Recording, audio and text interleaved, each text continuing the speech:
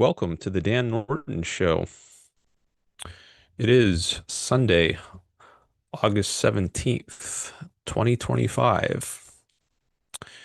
This is a show in which I promote Ayn Rand's philosophy of objectivism, a philosophy of reason, egoism, and capitalism. And I invite you to participate either through the chats on YouTube or by calling in. I have just pasted in the chat the call-in instructions. You can either click that Zoom link or you can dial a phone number. And that's now pinned in the chat. And I'm going to just click on the link to test it. Make sure, yeah, looks like it's working. Okay. So as you may have noticed, I have a new background today. I wanted to have something more specific to the topic of my show, something related to the theme of Ayn Rand. Or maybe I should say new virtual background, not an actual background. So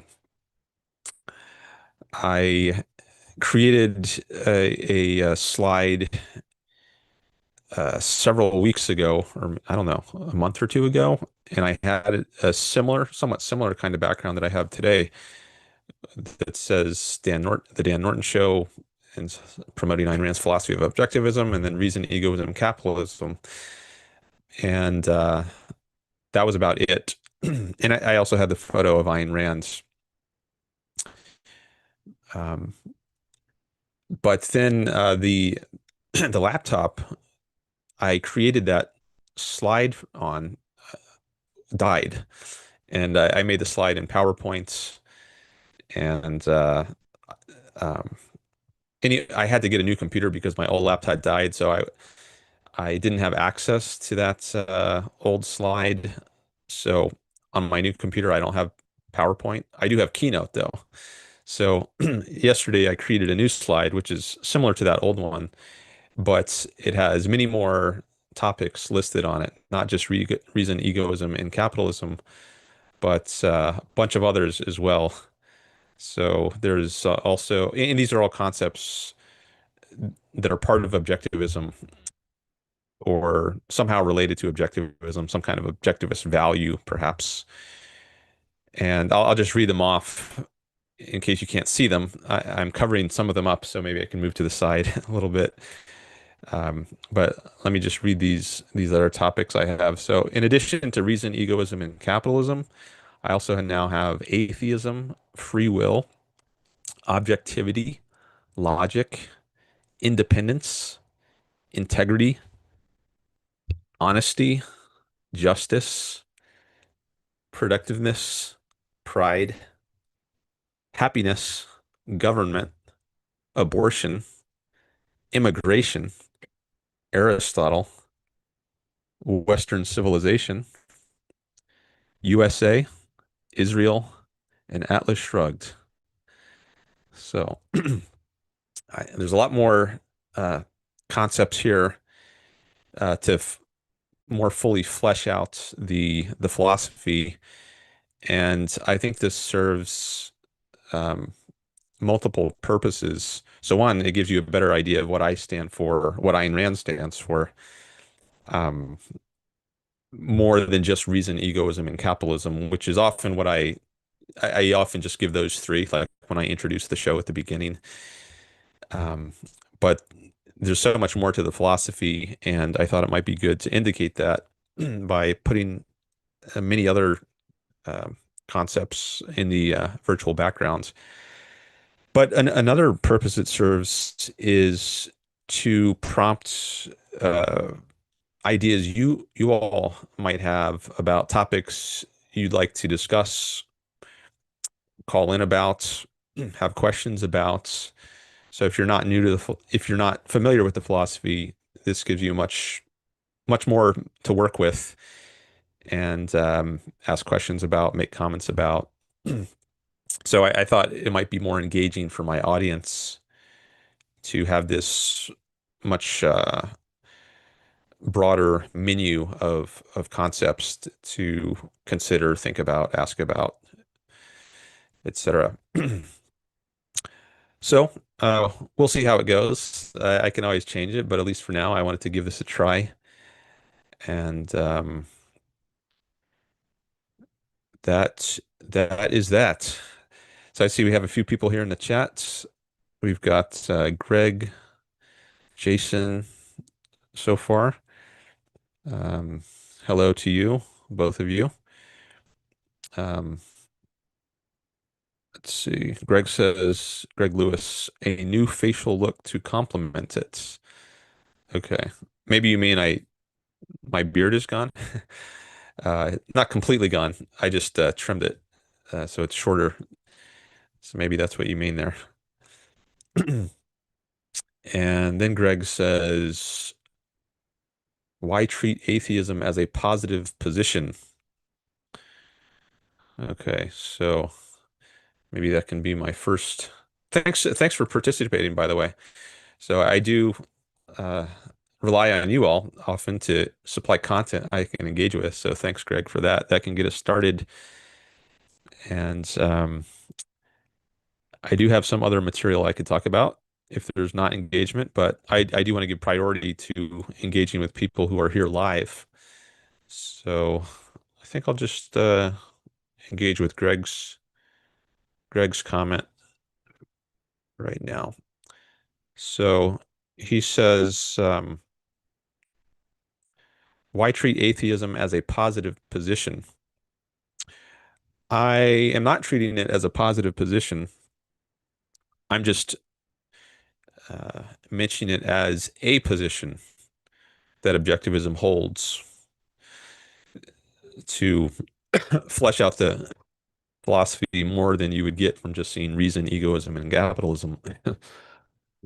um, so there are different ways of construing atheism, a couple of different ways I've talked about in the past, one of which you might consider to be a positive way of construing it. So the two ways are one is, which you might call a negative position, is just the lack of a belief in God, in God's existence.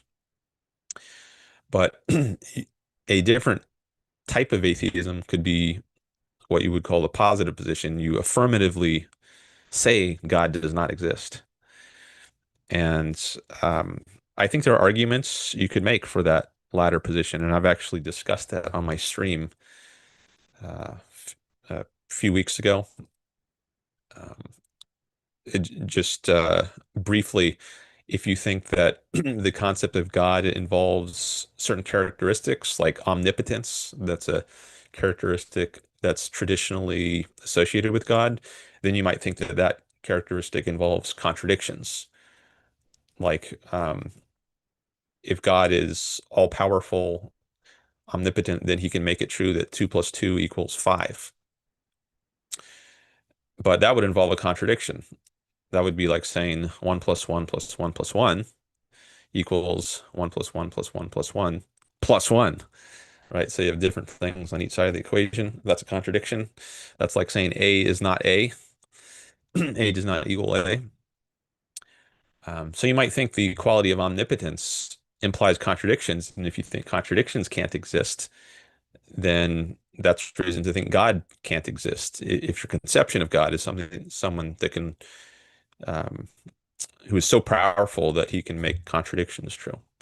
And there are some theists might grant that even God can't make contradictions true, what they might call logical contradictions, where you have some violation of the law of identity, A is A.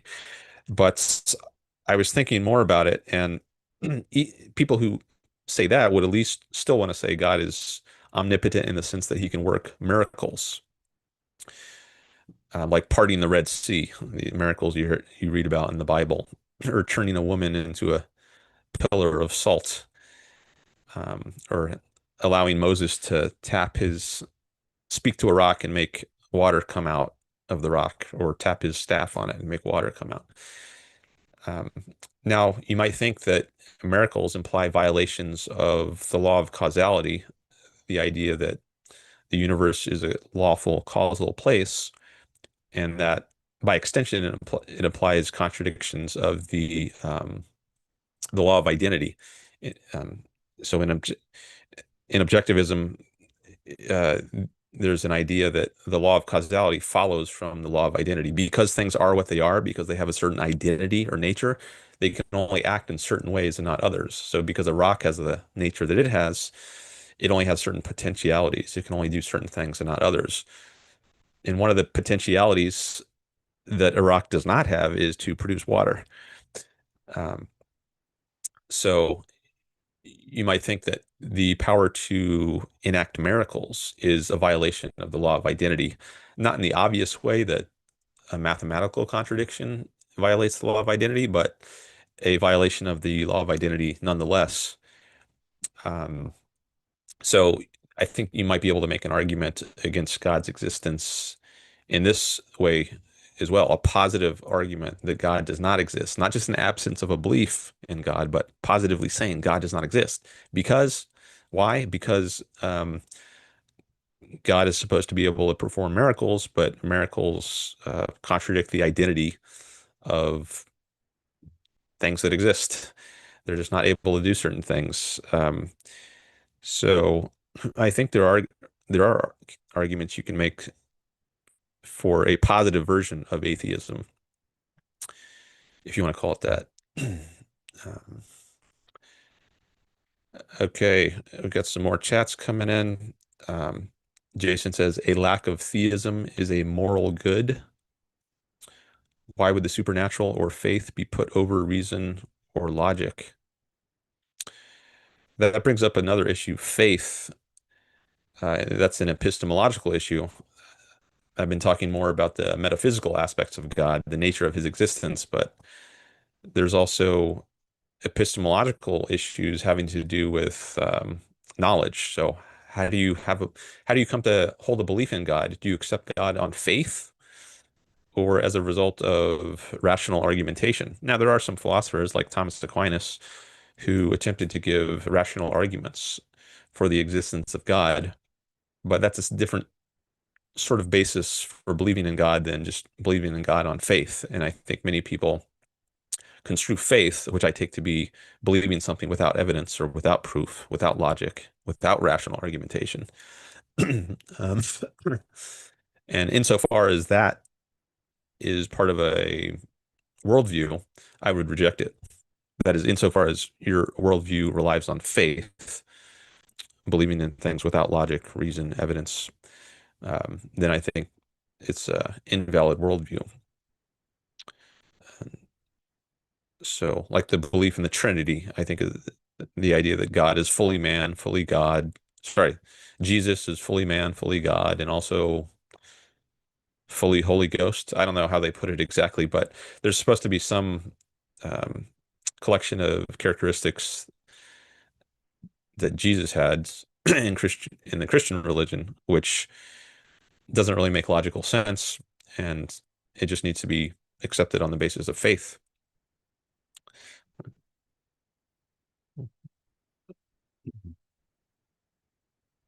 All right. And then Jason says it's a moral good. So I think it is morally good. That brings in another branch of philosophy, morality or ethics. Um, it's it is morally good to not go by faith and instead to follow your reason, because reason is the means by which we achieve values in the world. We use our minds, for example, to create technology. We discovered um, Scientists discovered scientific principles, for instance, physics, chemistry, and so forth. They enabled us to create technology like the technology we're using right now, um, the internet and YouTube.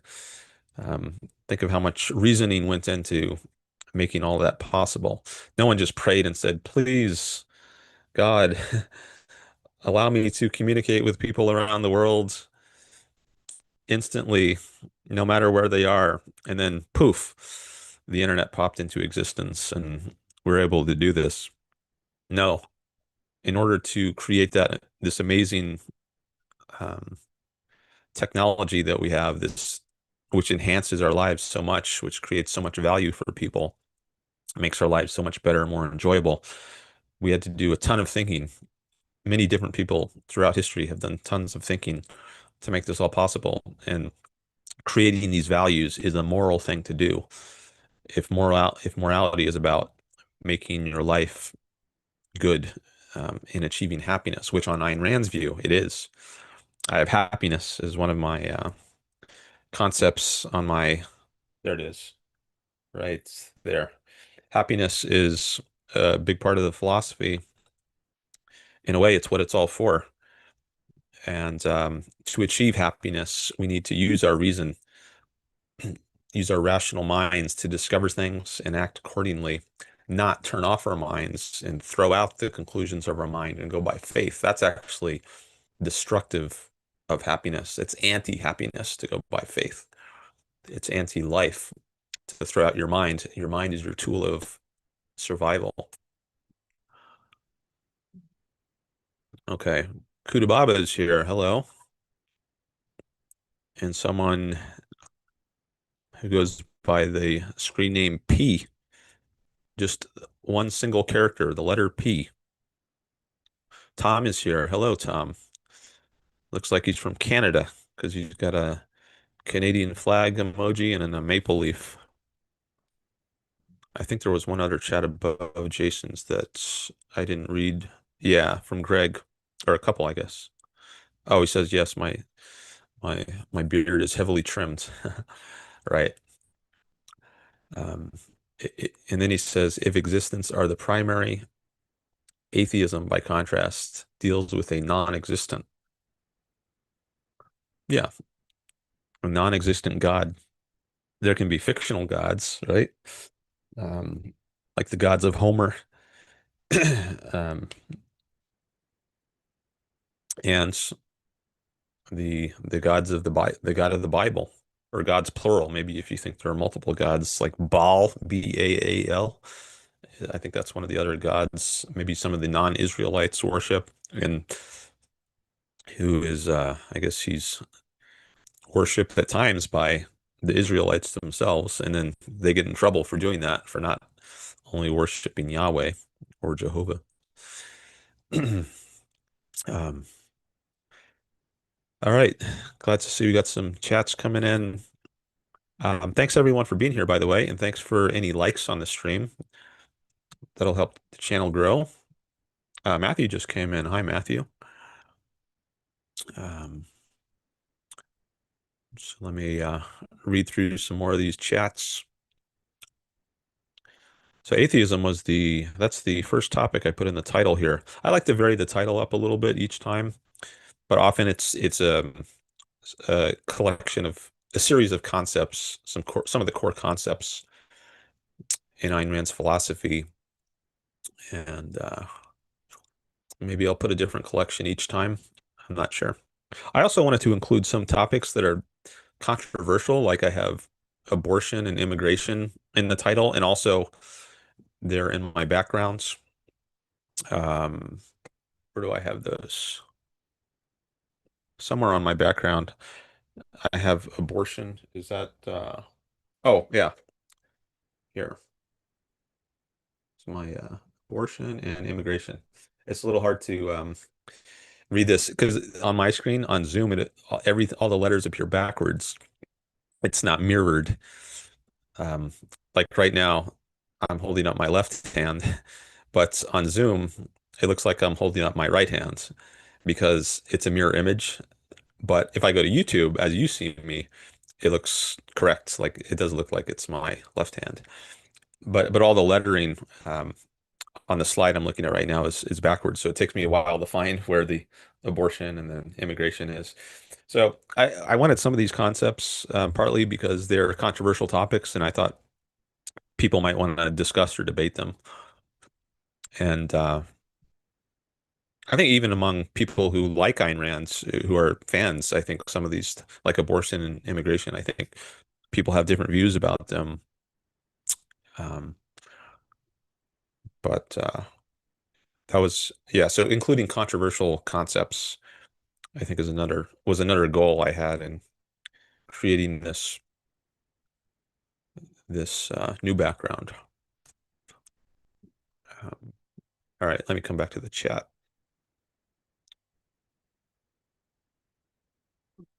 So we got some more from P, more chats from P. Uh,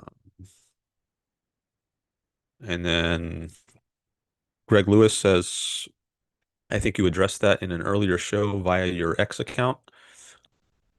I think you might be referring there to my discussion of positive argument for God's non-existence.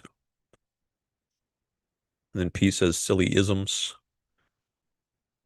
I'm not sure which isms you're referring to there.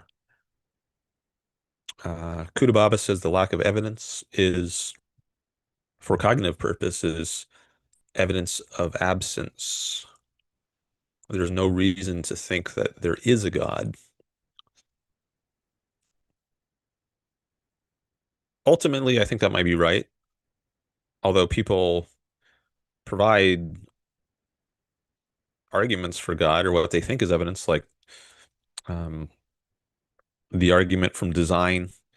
Like, how could there be such complicated things as living organisms if matter is just atoms or electrons bouncing around um, in the universe? Isn't it amazing how they form these very organized beings, these living organisms? Like, what are the chances of that? What are the odds that that could happen without something intentional behind it? So I think this is so they think just the organization of, or the order, they might call it order, that can be observed in the universe is evidence that there is some intelligent designer. Now, I don't think that's a good argument, but um, and I don't know, I'm not sure whether you should say that there is no evidence or that that's a bad evidence. Um, I'm not sure what the best way to analyze that is, or invalid evidence, which maybe amounts to the same thing as no evidence.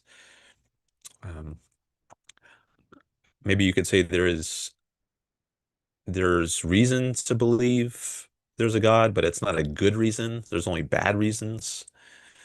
But maybe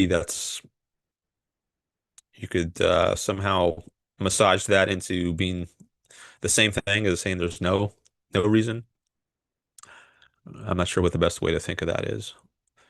Should you only say there's bad evidence or bad reasons to believe in God, or is it better to say there's no evidence or no reasons to believe in God? Hmm.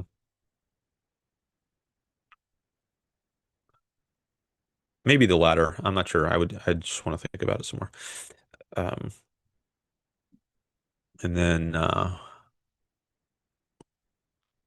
Greg says, and with the onus of proof lay on he who asserts the positive, it seems that atheism becomes the attempt to prove a negative through contradiction, as you've approached it in this discussion. Okay. Uh, Oops, I just lost my earpiece, but I just remembered I actually don't need this unless someone calls in or I need to hear some audio because I'm not using it for anything right now. So um, maybe I'll just take it out actually for now. And then if I need to hear the audio from my computer, I'll put it back in. That's what I'm going to do.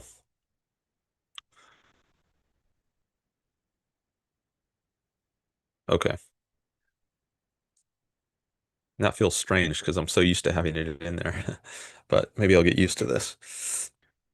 Um, so proving a negative, is there a way in which you can prove a negative? Like, can you prove that there's nothing in your pocket by putting your hand in there in your pocket and feeling for anything? And if you don't feel anything, you've proved there's nothing there. Now you could make, I guess you could make up arbitrary, um, like arbitrary meaning not based on anything. There's no basis for it. You could say arbitrarily, like, oh yeah, there actually is something in your pocket. I know you stuck your hand in there and you didn't feel anything, but there's actually there's a there's a tennis ball in your pocket, and it's just the type of tennis ball which you can't feel. It's I know you haven't seen one of these tennis balls or felt one of these tennis balls before, but hey, it's a unique kind of tennis ball. And it just also, and you can't see it, you can't feel it, but it's there. So you can make up these arbitrary notions in order to try to maintain this idea that there actually is something in your pocket. And you might think, well, if you allow in the arbitrary, people just making up things based on nothing, like the idea that there could be such a thing as a unfeelable, invisible tennis ball, then you can't prove a negative. But I think maybe if you rule out the arbitrary, if you don't allow in that sort of method, then maybe you can be said to prove a negative. Um, and then, okay. Matthew Stroud says tennis ball made of dark matter. Um, and let's see. P says, really, there is only God. There is only God. There's nothing else. Is that the idea? Would that be pantheism? Everything is God? Well, if God is omnipresent, if that's supposed to be one of God's qualities, omnipresence, then you might think there's only God, right? Because everything is God. He's everywhere.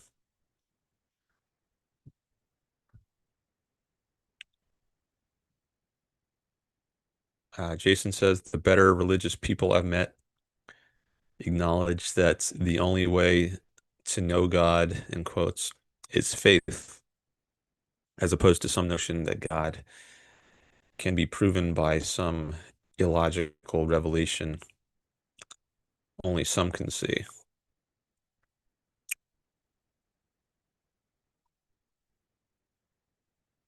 Well, if it's illogical, maybe that's another way of saying it's you need to use faith in order to believe in it because it's contrary to logic. It doesn't make rational sense. So I'm not sure I would phrase that as opposed to faith. You say the only way to know God is faith, as opposed to, which implies the thing that comes next is going to be different than faith. But I'm not, if it's illogical, I'm not sure I would count it as different than faith in a logical revelation, you say. I would say, like, as opposed to Thomas Aquinas's arguments for God. Like, I think he gave five arguments for God, the five ways, I think they're called. I don't remember what they all are, but I think there's one called the argument from the first cause. Like, there can't be an infinite regress of causes. There has to be a first cause, and that causes God. I think that's one of his arguments, something like that. I'm not very familiar with his view on that, but he's not appealing to faith there. Just a sec.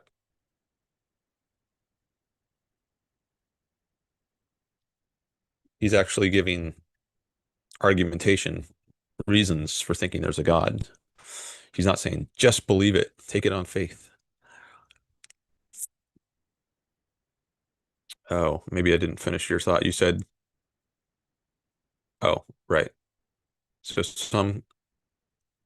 a logical revelation only some can see at certain times under certain conditions, etc. P says anyone can pick up the book and read it. Looking for God in a God pile. Oh, speaking of God, Godspeed is here now. Um, I wonder what Godspeed thinks about God, since he has God in his screen name. I wonder what inspired your name, Godspeed. If you want to share, I'd be interested. Also, the person who goes by the screen name P, I wonder how you chose that screen name. Greg says, let's build a tower. What kind of tower do you mean? Tower of Babel? Uh, Matthew says, four basic categories: certain, probable, possible, arbitrary. God is in the arbitrary. At least for some people. I think it could be different for different people. Like if you're someone like Thomas Aquinas, maybe you're a theologian and you think they're actually, or you don't even have to be a theologian. You could be someone who's listened to a theologian. You might think that there are reasons to believe in a God. Maybe you're persuaded by something like the Thomas Aquinas's first cause argument. I'm going to Google that right now, actually. Aquinas, Aquinas's arguments for God. Thomas Aquinas's five ways are a series of arguments for the existence of God presented in his Summa Theologica. They are the argument from motion, the argument from causation, the argument from contingency, the argument from degree, and the argument from design. These arguments are all a posteriori, meaning they are based on experience and observation of the world. Okay, so that's not faith, right?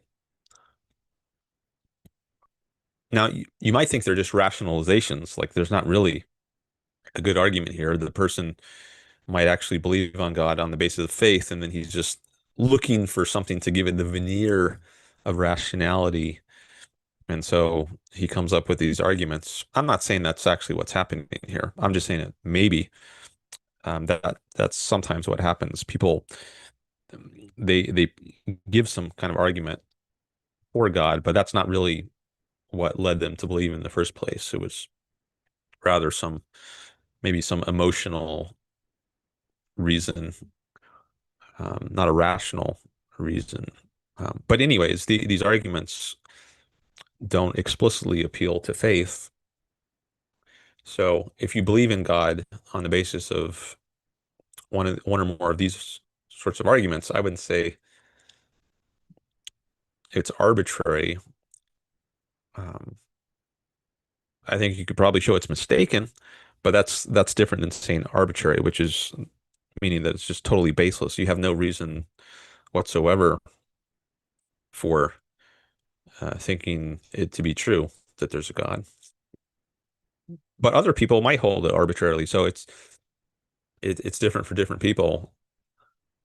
Um, like the same belief can have a different epistemological status in different people's minds. Like right now, um, you can't see either of my hands, right? And I'm holding a certain number of fingers up on my left hand. How many fingers am I holding up?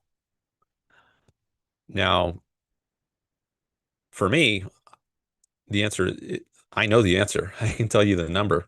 I'm certain of what the number of fingers I'm holding up right now in my left hand is. For you, it would be arbitrary, right? Because you have no basis for knowing if I'm holding up one finger, two fingers, three fingers, four fingers, five fingers.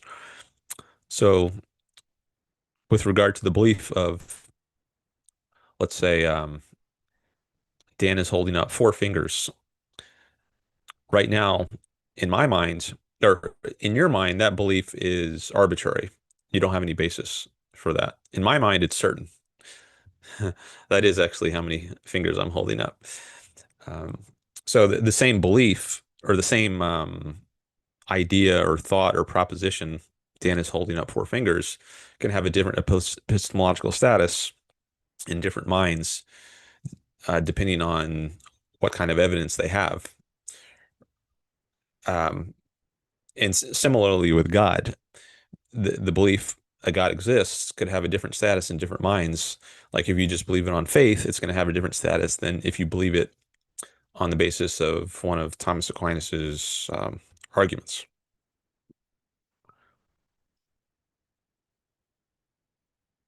Okay. Simon is here. Hello. And okay, trying to go through these chats at least roughly in order. I guess the more chats that come in, and the harder it's going to be to just go through them all in order and keep up with the chat live. So I might start skipping around some more, maybe skipping forward. I do want to distribute time somewhat to like among different chatters and engage with different chatters. So maybe I'll start skipping around more the more chats come in. Actually, one way to prioritize your chats is to do a super chat, but I can't take super chats yet because I need to hit 1,000 subscribers first and get my channel monetized. And then I can take super chats, and I would give those priority. But you can help me get there. So I'm working my way up to 1,000. I'm over 900 now. So if you haven't subscribed, and I know many of my listeners have not, because I can see on my analytics on some of my videos, half of the people watching them are subscribers and half are not, roughly. And it varies from video to video, but I know there's a substantial number of people who watch my channel who aren't subscribed. But if you find my content interesting, engaging, and you want to help my channel grow, I definitely appreciate it if you subscribe. All right. And liking. Oh, we got 12 people here. That's great. Usually it takes a while, if ever, to get up to that number in a live stream. But it's great to see this many people here this early in the show. So thanks for coming by, everyone. Thanks. Oh, I should give the stream a like myself. I just did that. Sometimes that helps promote it. So thanks for all the likes. I see we got 6 likes now on the show,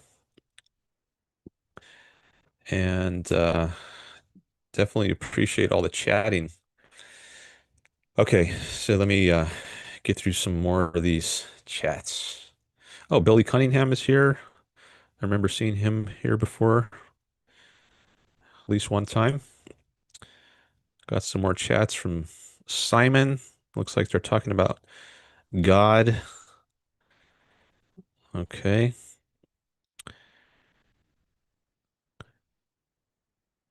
Uh,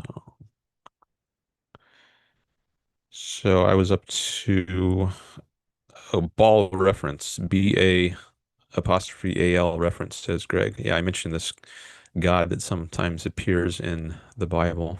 That's who Baal is, or one of the other gods besides Jehovah. P says God is a word which exists, obviously.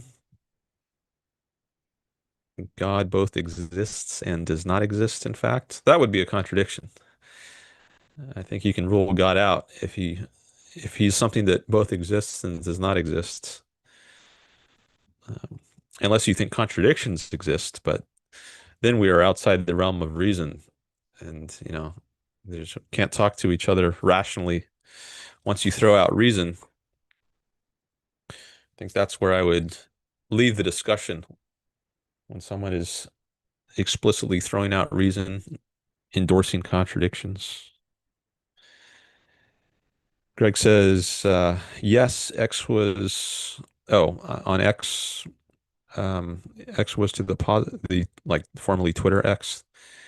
X was to the positive argument of atheism. It's hard to see these and keep them to the context of the moments. when you think of the context you are trying to type it within. Yeah, the time I read a chat is often several minutes or maybe much longer than when the chat was originally written. So I think a lot of these comments, you might be reacting to something that happened several minutes ago, and I'm not sure what it's reacting to because so much has happened in the meantime. So, um, uh, s- I guess that's one reason to skip ahead and just read the recent chats, but then I miss a bunch. So I want to strike a balance between going through everything and being able to comment on things that are intelligible and I understand the context for them. Um,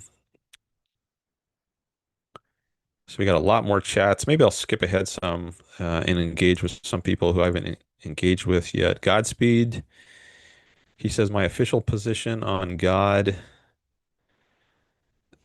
is that if there is a God, it obviously doesn't care about us. And an indifferent or absent God is functionally no different than a non-existent God. Okay. I just want to read this other one before I go forward, even though I don't think I'm going to address it because I already engaged with this person a fair amount.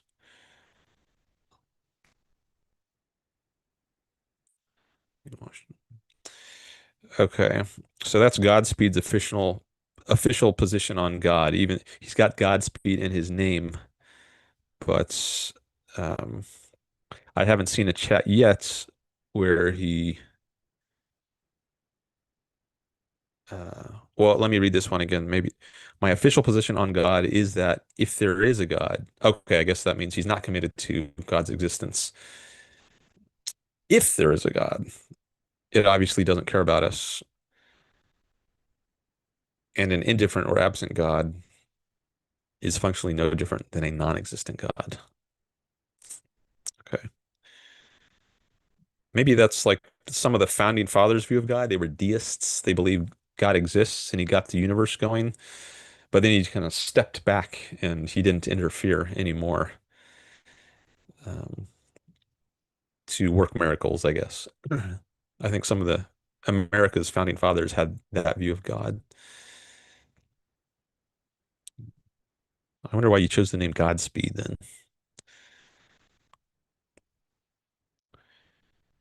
And then you say, not to mention God is often Zoe's pet rock. For context, the Sesame Street character Zoe often uses her pet rock to shield herself from accountability when she bullies Elmo. Okay. I've heard of Zoe's pet rock, but I didn't know it was from Sesame Street. Okay.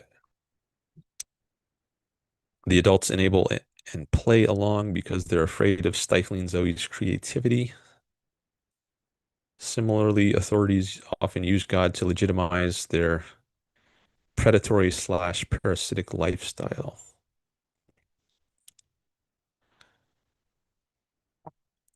Yeah, I thought that's one of the reasons people sometimes believe in God. They use it to scare others. Like they might not personally believe in God, but if you can convince other people, like if you're a priest and you convince other people that if they don't bring sacrifices to your temple and give you some offerings, a goat or a lamb or something, then God is going to be angry with you and he's going to wreak vengeance on you and maybe you'll go to hell after you die. So bring to the temple some offerings, some sacrifices, tithe the church, make a donation, and then maybe some of the priests will just live off of that as parasites, knowing that it's all BS. They don't really believe it themselves. Um, but if they can dupe others into believing it, then they can exploit them and not have to do work themselves as farmers or producers or something. They can just live on those people. I have a video about this on my channel. I think it's called Altruism as a Tool of Exploitation. Um, like the idea that you should live for others. That's altruism. Don't live for your own sake. Live for other people. But why? There's no rational earthly reason as to why you should live for others rather than yourself. But I said there's no rational or earthly reason, but there might be a irrational, otherworldly reason if you can convince people in this mythology. Say there's some other supernatural dimension, there's this God who's going to be angry with you, and if you don't sacrifice yourself um, for his sake, or if you don't live for if you don't love thy enemy, love thy neighbor as yourself, if you don't give alms to the poor, then you'll be punished by this God. So now there is a reason, even though it involves the supernatural, but you might still think of that as a self-interested motivation. So, um, but now your self-interest is removed to the afterlife. This life is going to be sacrificed for you, but you'll see your payoff, your reward. It will come in the next life. Um, but there's no earthly, this worldly reason for altruism. There's only an otherworldly reason to live for the sake of others.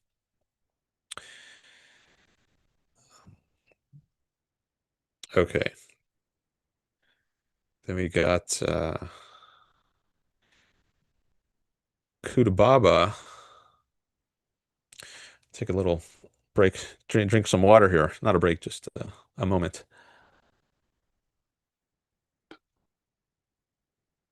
Catch my breath.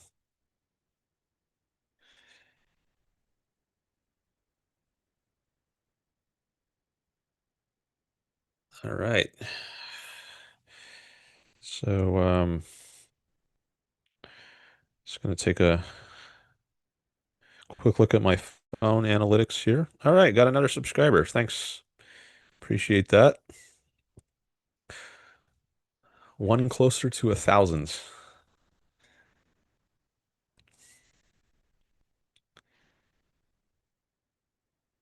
All right, Kuda Baba says, I like this quote from Neil deGrasse Tyson.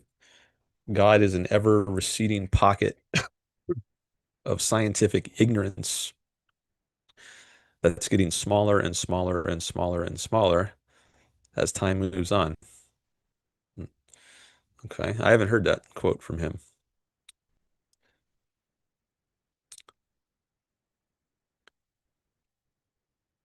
but I guess that's the idea is it's harder to believe in God now than it used to be because of the advance of science. I think with Darwin, I think that was a big setback to belief in God.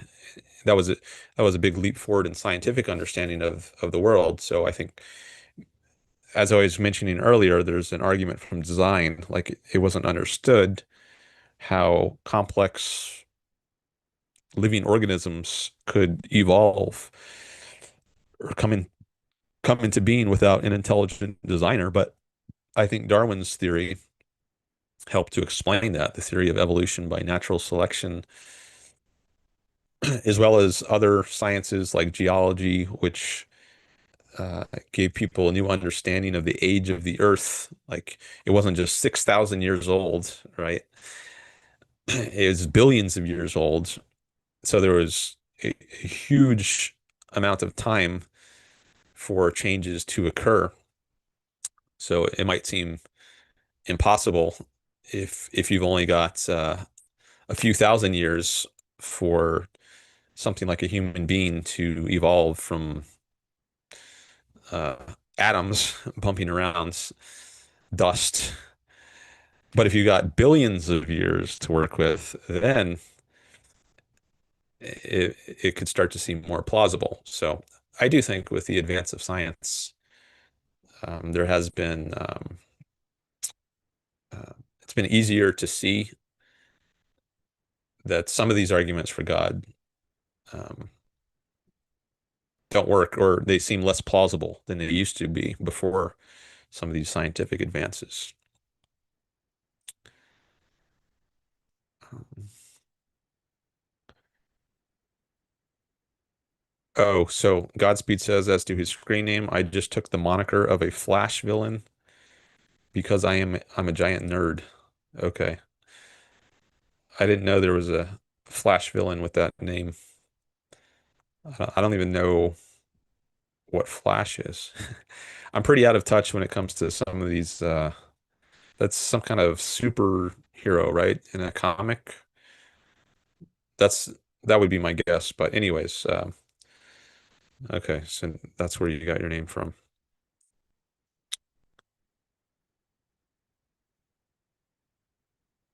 Simon says, "What's God?" And Godspeed says, like Andrew Wilson believes that the authority of God is necessary, even if God is a lie, and said authority is completely manufactured because might makes right. Okay. Andrew Wilson is a YouTuber, and he's he's an Orthodox Christian, I believe. So, but I didn't know he held this view that the authority of God is necessary, even if God is a lie. So he thinks it's a useful fiction. I think that's the term that's sometimes used. Um, and he says authority is completely manufactured because might makes right. Okay, so hopefully he's not just being dishonest, but maybe he is. If he thinks God is a lie, but he promotes it anyways, then I guess that's evidence he's not really committed to the truth. He holds something higher than the truth. Authority is, he thinks, because without God, there's no authority. Like many people think without God, there's no morality. Maybe this is a similar idea. Um, but anyways, looks like maybe he's putting something above truth, which is not good. Um, I mean, that's because I think you need to grasp the truth to deal with reality and to achieve happiness. Otherwise, you're deluded, and being deluded is not a road to happiness. It's a road to unhappiness and misery. But I'm wondering now to try to play devil's advocate, or maybe I should say God's advocate, um, where God is now the devil. Um, to give a counter argument, um, what if someone said, well, um, to be happy, what if believing a lie were necessary for happiness? Then would it be justified? If happiness is the ultimate aim, as as Rand says, when she says it's the highest moral purpose for a person, what if a lie were necessary for that? Then would you believe in lies, or would you convince other people to believe in lies? Um, I just thought of a case where lying could be justified. Like lying is not a absolute categorical imperative. Like sometimes it's appropriate to lie. Like someone asks about private information, or a kidnapper asks you if you have any children. Can you lie to the kidnapper? Yes. If your own life and happiness is the goal of your life, then it would be appropriate to lie there. But I thought of another case where someone is um, in a hospital and they have a they're in a very bad condition, and they ask the doctor, like, so what are my chances of living? Um, and the doctor thinks truly that the chances are very small, maybe like 10%. But he knows that if he tells the patient that truth, that will demoralize the patient and make it harder for the patient to survive. Whereas if he says that the chances are actually okay, maybe they're 60%, maybe that will boost the morale and the spirits of the patient and give him a better chance of surviving because he's not as miserable, and I guess he's more motivated. I think Leonard Peikoff might, who was one of Ayn Rand's her top student for decades, he might have given this example. I think he might be the source where I heard this from of a case where it's appropriate or at least permissible to lie to someone. But I think that's a very narrow, limited sort of case. Like in general, like if we're talking about the belief in God, I don't know that that's analogous, where it would be morally justified to delude people for their entire lives about this idea, as opposed to the very specific case of someone who's dying on a hospital bed, and there's a very narrow, delimited context in which it could be appropriate. Um, you're not constructing an entire life um, around this lie. It's just a very limited time. And then after the patient recovers, hopefully, if he recovers, then you can tell him, actually, your chances were much lower than I told you, but I didn't want to tell you what they actually were because that um, might have demoralized and killed you. And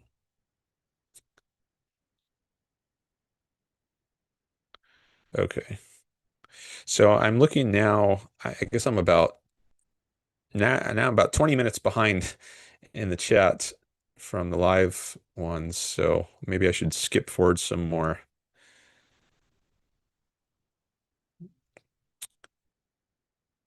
Um, we got another person here. Username Ryan.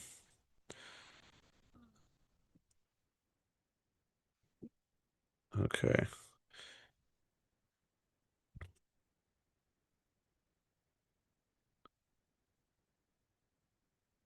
I was just reading at 3:04 in the chat. I have my timestamps toggled on so I can see I don't know if you can do that on your end, but at least if you're on a laptop, I think you can toggle on timestamps. So that one I was just responding to that mentioned Andrew Wilson, that was from 3:04 p.m. Pacific time.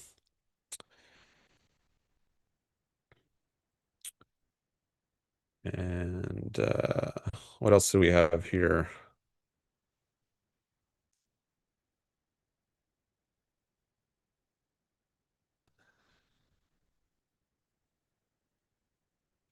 So it looks like P might be atheist because you say God is the life that is in everyone.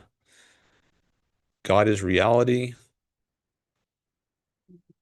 So looks like P is a believer in God, at least some kind of God. I'm going to take a quick look at his channel. See if that, oh, oh, it says the Son has life in himself on his channel, in the description of his channel. So maybe he's a Christian. There's no videos. There's just that one line in the description of his channel. All right. So do you have any kind of rational argument, P? Or do you believe in God on the basis of faith?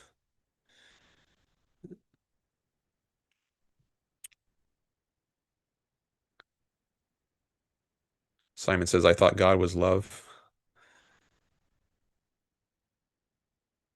The concept God is divorced from anything in reality. Am I God? Asked Simon.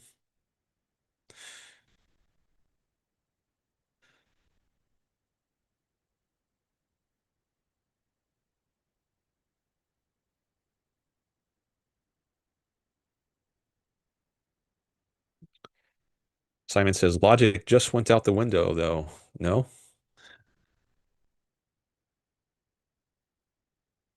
Simon says, I thought A can't also be non-A. If I'm God and God is also a chair, I thought he can't be both me and the chair. Have to think bigger. He is in you. says P.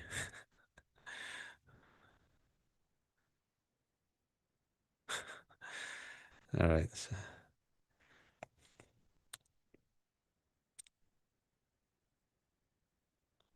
All right. So there's a extended back and forth between P and Simon, it looks like, on as to whether there's a God. I don't think I'm going to read all this. Um, P says, God is the word for that which all exists within and upon. God is also a word which exists within and upon itself, so to speak. And thus God and exists and does not exist. All right, God exists and does not exist. So maybe I shouldn't call you a theist. You're both a theist and an atheist. So you believe in contradictions, so that annihilates your view.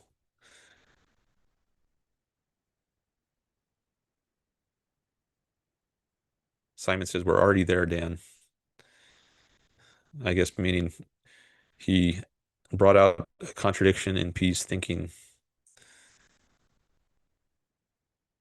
Reason has left the building, says Simon.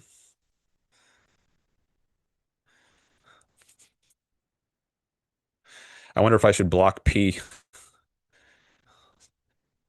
If he's endorsing contradictions, God exists and doesn't exist, then is it really worth keeping him here and listening to P? I don't know.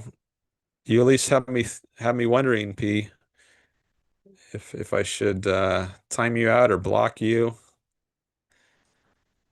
because I like to promote reason here on this channel and not give irrationality a platform. Um, maybe if there's a little bit, or if you change, I guess I want to give you a chance to change. Um, but I don't know if everyone deserves a chance. Sometimes it might not be warranted. Um, Godspeed says that's why God requires faith to believe instead of reason. Simon says it's so hard to have patience with some theists. How am I meant to have a discussion with people who just reject reason and logic on principle? Yeah, I don't think you can. I think that's when you just exit the conversation. That's what I do. Like if someone is once the irrationality once the irrationality gets to a certain point, then I don't see any point in continuing.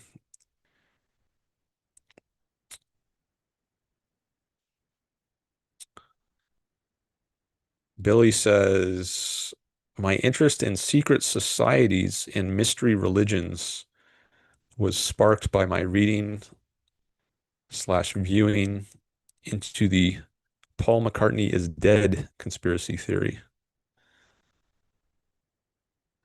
I haven't heard about that conspiracy theory. Okay, so you have an interest in secret societies and mystery religions. I think last time you were here, you might have said you were raised Christian or had an interest in Christianity. I'm not sure I remember, but there's some connection in my mind between you and religion from the last time you were here.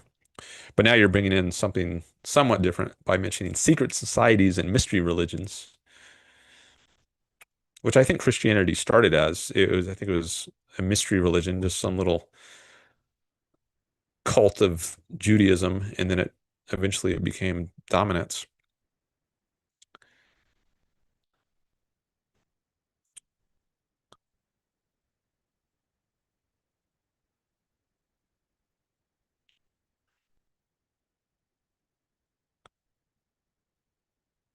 Uh, Username Ryan says, I don't see why objectivism is more superior morally to anarcho-capitalism.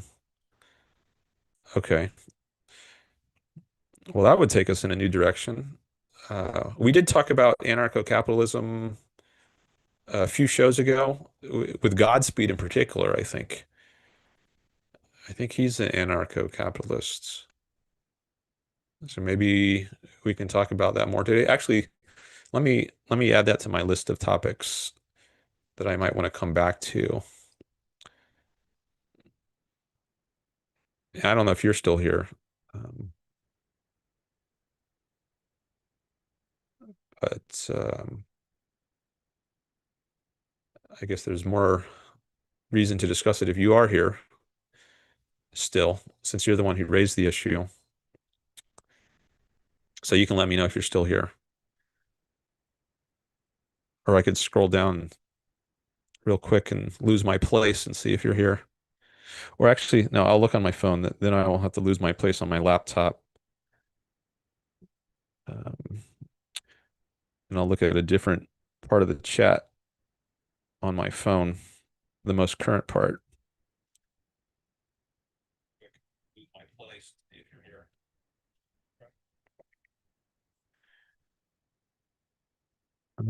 Oh, that doesn't give me timestamps when I look on the phone.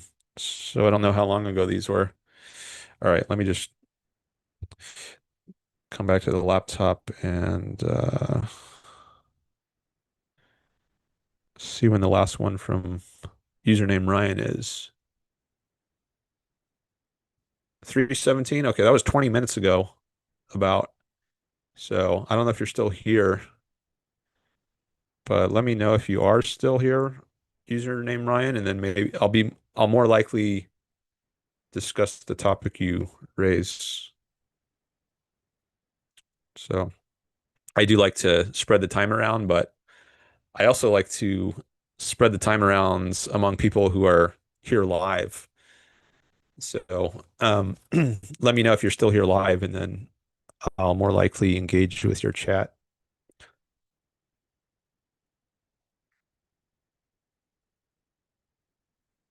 So that was, let me also note the time. That was from 3:16 p.m. Pacific.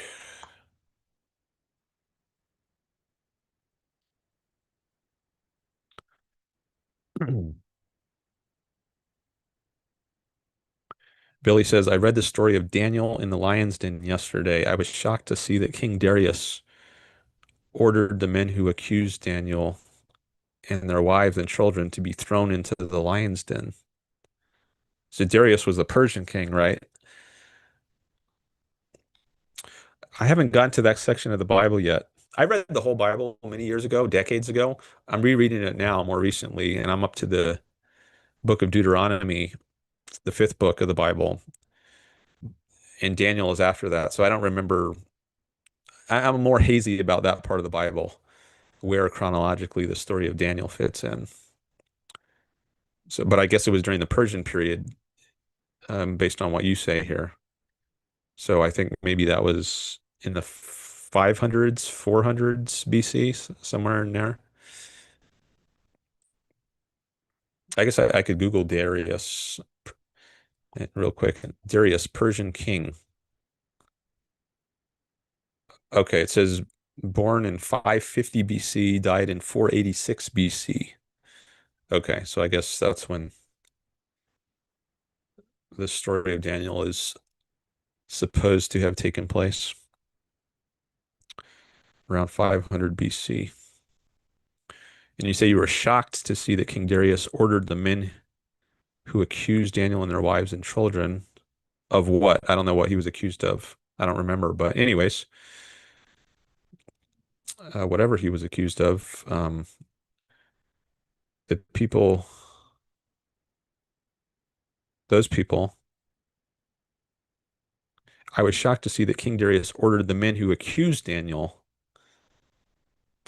to be thrown into the lion's den. Okay, so Daniel wasn't thrown into the lion's den. The people who accused him were? Is that what you're saying? Or they were all thrown into the lion's den, Daniel and his wives and his children and his accusers. Is that how it was? I know at least Daniel was, right?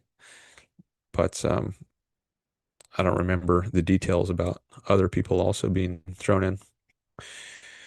Okay, here's another one from username Ryan. He says, do you believe in the ability of private governance, such as exclusive private covenants? in the style Hans Hermann Hoppe describes in Democracy, the God That Failed. Okay.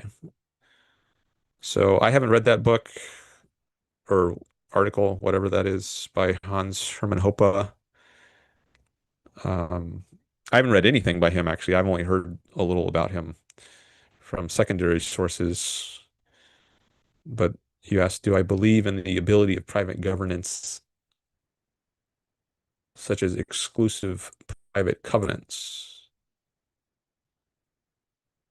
Uh, well, I think there should be one government with a monopoly on the legal use of force, except in emergencies, right? In like a case of self-defense, if you don't have time to call the police, who are agents of the government, your agents, right? They're meant to defend you, protect your individual rights. So, but setting aside emergencies, I think there should be one agency with a monopoly on the use of force whose only purpose is to protect people within its jurisdiction from from the initiation of force. I don't know if that's consistent with what you have in mind there, where you say private governance, such as exclusive private covenants. There can be private security, but they're still under the jurisdiction of the government. I mean, if there, I said I think there should just be one government with a monopoly on the legal use of force. Um, or at least I lean in that direction. I don't know if I have. I'm not convinced there's something better than that. Maybe I should put it that way. But I'm open to hearing arguments. If you want to put forth an argument that that's not a good system and that there is something better, then I'll listen to an argument.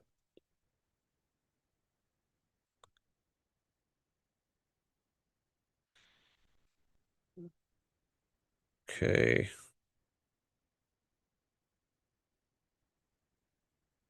got some more. I'm skipping over many of P's comments because based on what I've already read from him, uh, I'm doubtful it's going to be worth reading aloud, at least. Many of these others.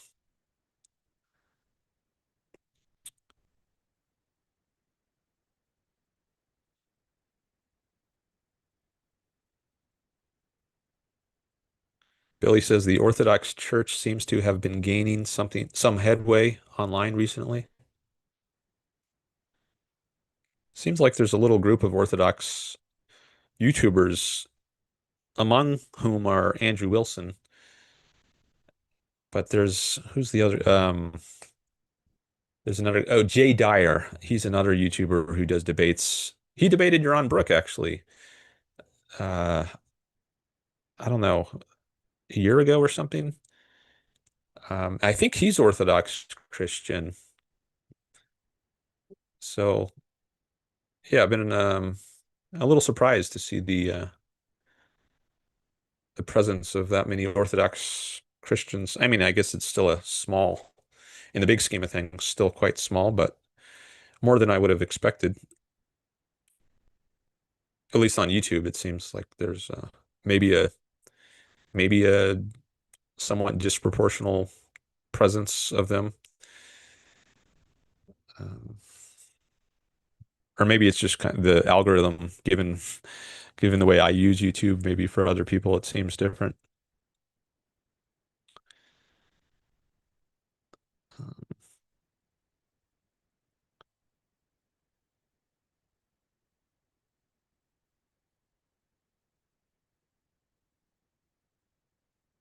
Billy says the thing about hidden spiritual concepts is that they don't seem to me actually all that hidden. The info is available to anyone. It even seems YouTube is promoting some of it as of late. Godspeed says, personally, I think basing morality or ethics on lies, it's very shaky grounds. like the idea that without the lie, lawlessness will prevail.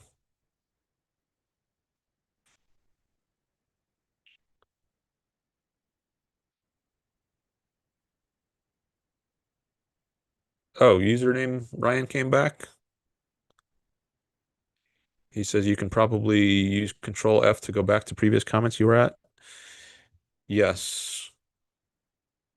Okay, and he says he's still here, but I can check out the previous discussion. Can you answer my question if covenant communities would be legalized under objectivism? Okay, I talked a little about that, so I don't know if you want to reply to anything I said. So I was saying that I think there should be, or at least I'm not convinced there's a better system than there being one government within a given area with a monopoly on the legal use of force. So if your idea about covenant communities is different than that or somehow inconsistent with that, then um, I guess I would want to hear an argument for why that's better. But I'm not sure what you mean. Can you flesh that out some more? What do you mean by covenant communities? Um, if they would be legalized. I mean, there's things like homeowners associations where um, to live in a certain community, a certain neighborhood, you have to abide by certain rules, the rules of the homeowners association. Like maybe you can't have um, cardboard in your windows. You have to have curtains or something to block out the light because it just looks better. Maybe they think there's certain rules about what makes for a sightly home. Or maybe there's certain noise rules, like you can't play music if you have an outdoor patio or balcony, you can't play your music out there. You have to be inside. Homeowners associations might have rules like this, and you might say these are covenants or contracts, and they can have their own rules.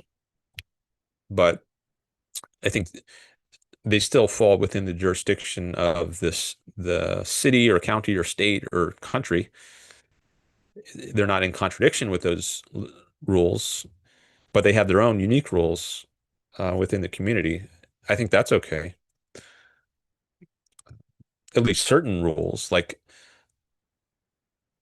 what about a rule that you can have slaves within this little um, community, this neighborhood, but that would contradict some higher order, higher level rule, like the abolition of slavery, the 13th Amendment to the Constitution. So I don't think you can have rules that contradict the rules of the highest jurisdiction.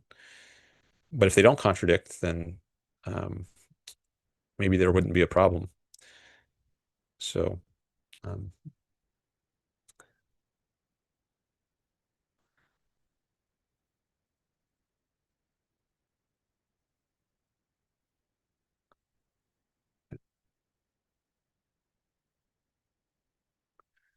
all right. Might need to take a break soon, but let me take a quick look at the chats first.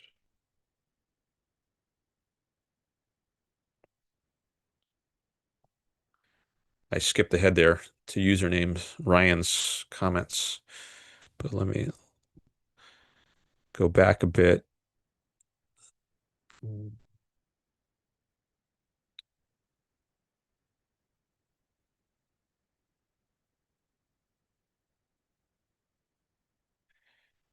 Billy says I would be very hesitant to join any organization if they didn't want me knowing everything about them before joining. You don't want them to suck you in and then reveal something nasty, scary. I don't know if the Church of Scientology is like that. You have to become part of it before you learn more, some of the possibly scary secrets.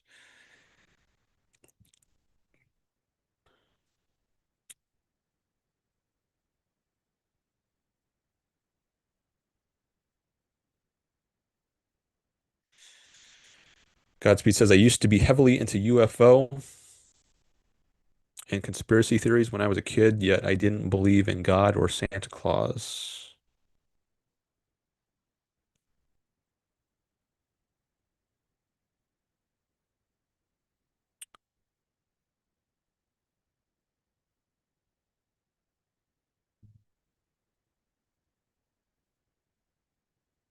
Godspeed says, you're finally coming out of the desert, huh? Responding to your comments about being in the book of Deuteronomy. Yeah, that's when they're in Deuteronomy, that's when they're right across the Jordan River from the Promised Lands. They're just about to enter the Promised Land, or AKA Canaan.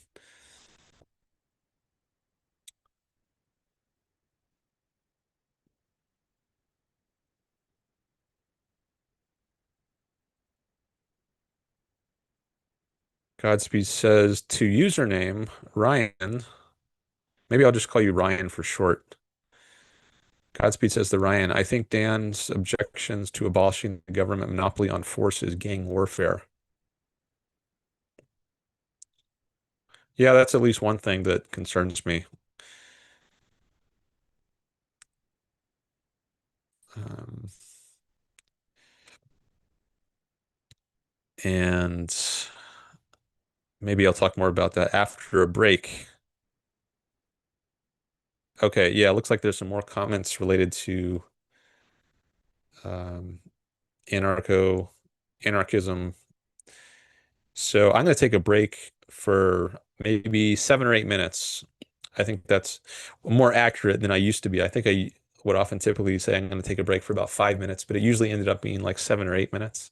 So now hopefully I'll be more accurate, um, and say 7 or 8 minutes. And hopefully there's some people will stick around and we could keep talking about this. I do want to get, I haven't really, I mean, I started doing a deep dive on anarchism with, at least insofar as you can do that in a chat. I had never discussed it as much as I had as I did when Godspeed was here, 2 or 3 shows ago. And I'm, I'm fine with getting even more into it after the break. And I'm going to put a new break screen up this time. Instead of just saying my name, Dan Norton, I'm going to change my screen name in Zoom so it says Dan Norton will be back shortly. So that way, if anyone joins while I'm taking a break, they'll see that on the screen and they'll have a better idea of what's going on. But I'll also stick in the chat. I'll say, I'm taking a break and will be back shortly, which I think means like 7 or 8 minutes. Okay, so thanks everyone for sticking around, coming by either now or later, and hope to see some of you on the other side of the break. I'm just going to turn off my mic and camera for now. All right, see you soon.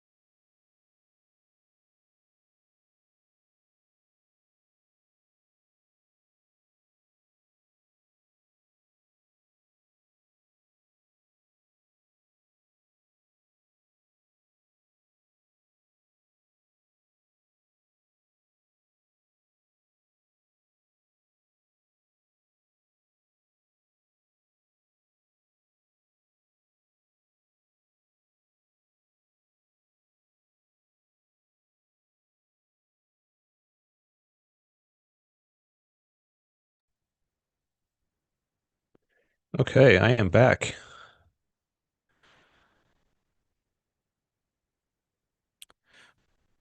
One other thing I forgot to do, or not one other thing.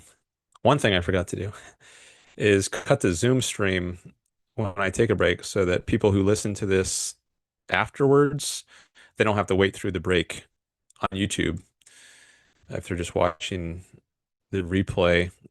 I'll try to remember next time. I think it'll still look the same for you live. Um,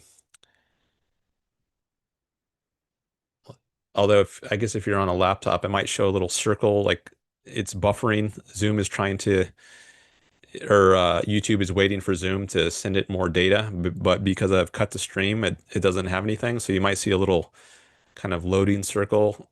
If you're on a laptop, I think maybe not if you're on a phone. Because that's what I found when I tested this. Um, but anyways, um, oh, username Ryan says he's heading out now and he'll check the replay. Okay. All right. Well,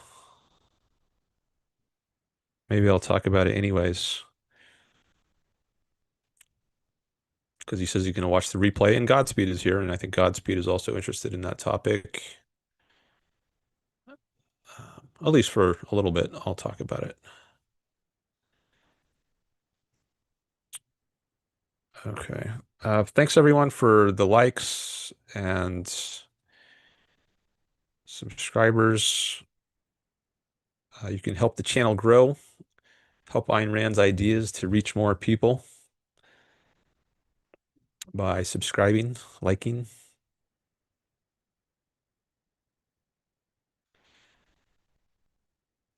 and do feel free to jump in the chat at any time, raise new topics, or call in.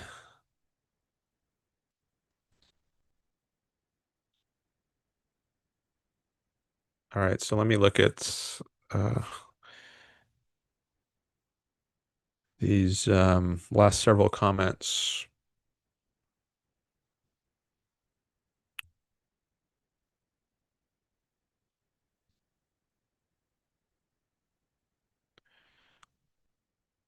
Godspeed says his counter to my objection is pointing out that that's kind of the status quo already, which I'll admit is weak since we promote not only reason but honesty here. So you mean the status quo is already gang warfare? So abolishing the government wouldn't change that? It would just give gang warfare a different form? Uh, is that what you mean? Like right now, I don't think if you contrast a society like today's United States, I wouldn't describe it as gang warfare, at least not at the highest level. Like there might be small pockets of gang warfare, like in Los Angeles, you've got rival gangs, the Crips and the Bloods. I don't know if those are still active or if there's other gangs also, but there's little pockets of gang warfare. But as a whole, I wouldn't say there's gang warfare. Whereas if you look at a different place, maybe Somalia is an example. That's the example I think people often use, where you have these warlords fighting with each other. Um, I'm just Googling Somalia warlord gang warfare.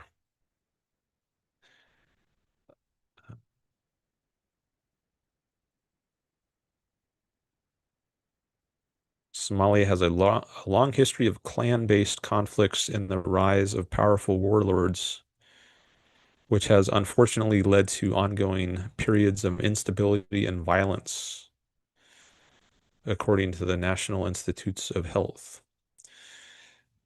So if there's that seems like a different sort of society than the United States, and that's what I would call gang warfare, at least based on this little description of it. Um, so I don't know why you would say the status quo is gang warfare if you're talking about the United States today. If you said that about Somalia, I would probably agree with you.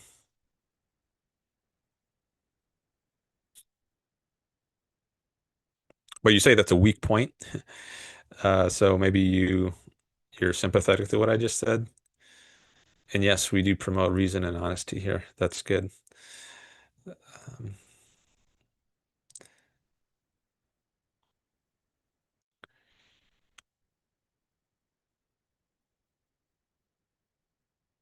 and then Godspeed says, you know what? Maybe covenant communities. You know what? Covenant. You need a little punctuation there to make it so when I read it the first time, I read it correctly. So you got to put a question mark after the word what. You know what? Maybe covenant communities aren't so different, to be honest, because even if it is like an HOA, that is still law and order.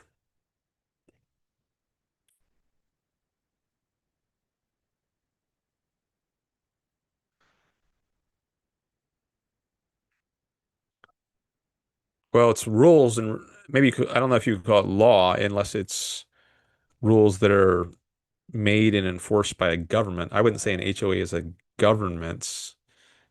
It's a private organization, and you can have a private organization that can have rules, but I don't think I would call it laws.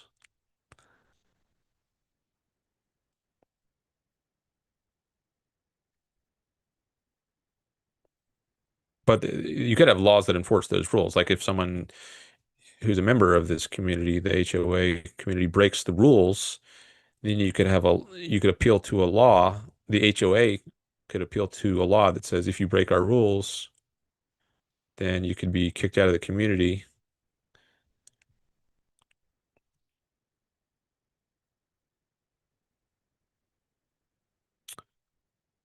All right, then we got three chats here from Ryan, username Ryan. He says covenant communities would be essentially a repeal of the Civil Rights Act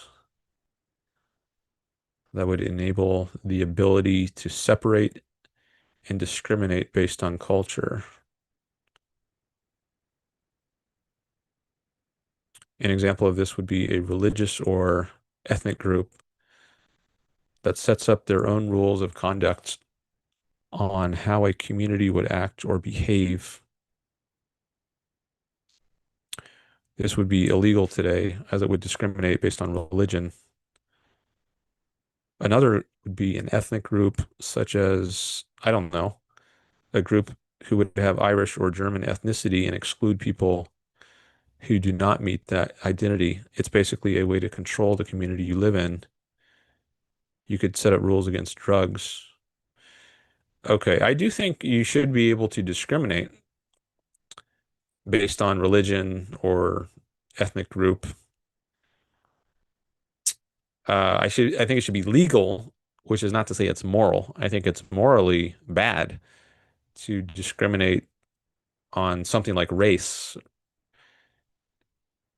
if you're dealing with something like who you're allowed to be in your community, or if you run a restaurant, who you allow to be in your restaurant. And I think the Civil Rights Act of 1964, I think it was, prohibited discrimination of that kind. But I don't think I think it's wrong to legislate morality.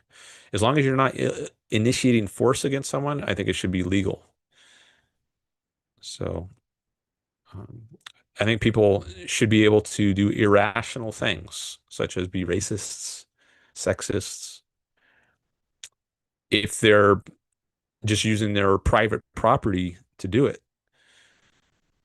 you don't have a right to tell someone else how to use his private property. So if you in a restaurant is that, it should be that. Like if I don't think the government should be running restaurants. If it's a privately owned restaurant, you can have irrational rules and that should be legal. And I think the right thing to do if you're opposed to the policies of this restaurant or this HOA, whatever it is boycott it. Um, don't patronize it. Take your business somewhere else, and hopefully the free market will penalize people who do have irrational policies, like being racist.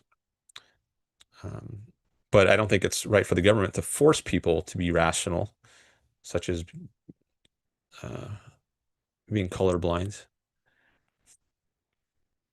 That's a violation of the rights of people. There's all kinds of irrational things people do um, that I don't think the government it's has a right to interfere with, like being dishonest. Like you can tell a lie to someone, and that could get you in trouble with the person you lie to, but that doesn't mean the government can now step in. At least certain kinds of lies, like if you lie on a contract and you engage in fraud, then it could be appropriate for the government to step in. Um, because that involves a violation of rights. Someone is voluntarily consenting to something in a contract, and then you've misled them in the contract. So you've overridden their voluntary consent. It's a way of force. I think fraud is a form of force. Um, like if a food product is labeled to have 100 calories, but it actually has 1,000 calories, and the food manufacturer knows this, but they know they can sell more units if they pretend that it has a lower calorie count, then I think that would be an example of fraud, and you could the government could step in there um, because the food manufacturer is not respecting the voluntary choices of the consumer. Um, Someone voluntarily consented to buy this product on the assumption that it has certain characteristics, like having only 100 calories. They didn't agree to buy something with 1,000 calories. So you've forced this on them in a way. I mean, not the way that like a mugger does, where he threatens you with a gun or something, but you haven't respected the voluntary consent of someone, and you forced your will on someone in a kind of indirect way. But I think that's still a way of coercing someone. Um, but if it's not that sort of lie, I don't know what would be. Uh, um,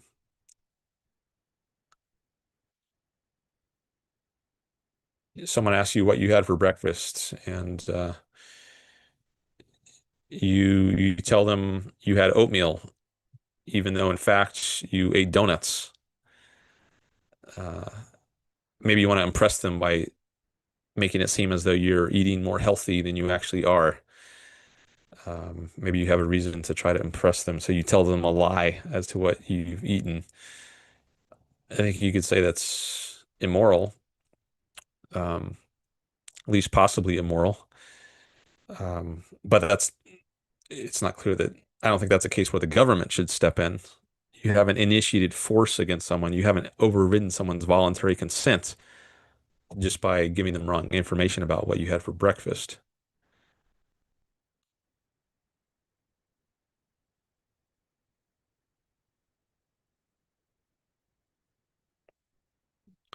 Okay, so those are some comments on Ryan's comments.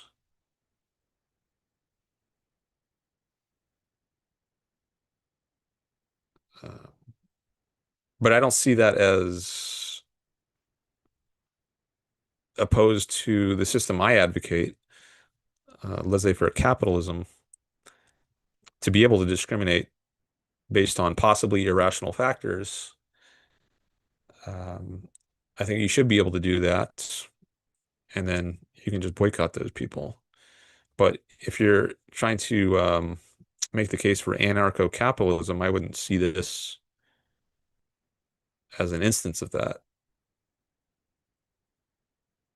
I think it's just getting rid of bad laws to allow private individuals to make certain kinds of discriminations.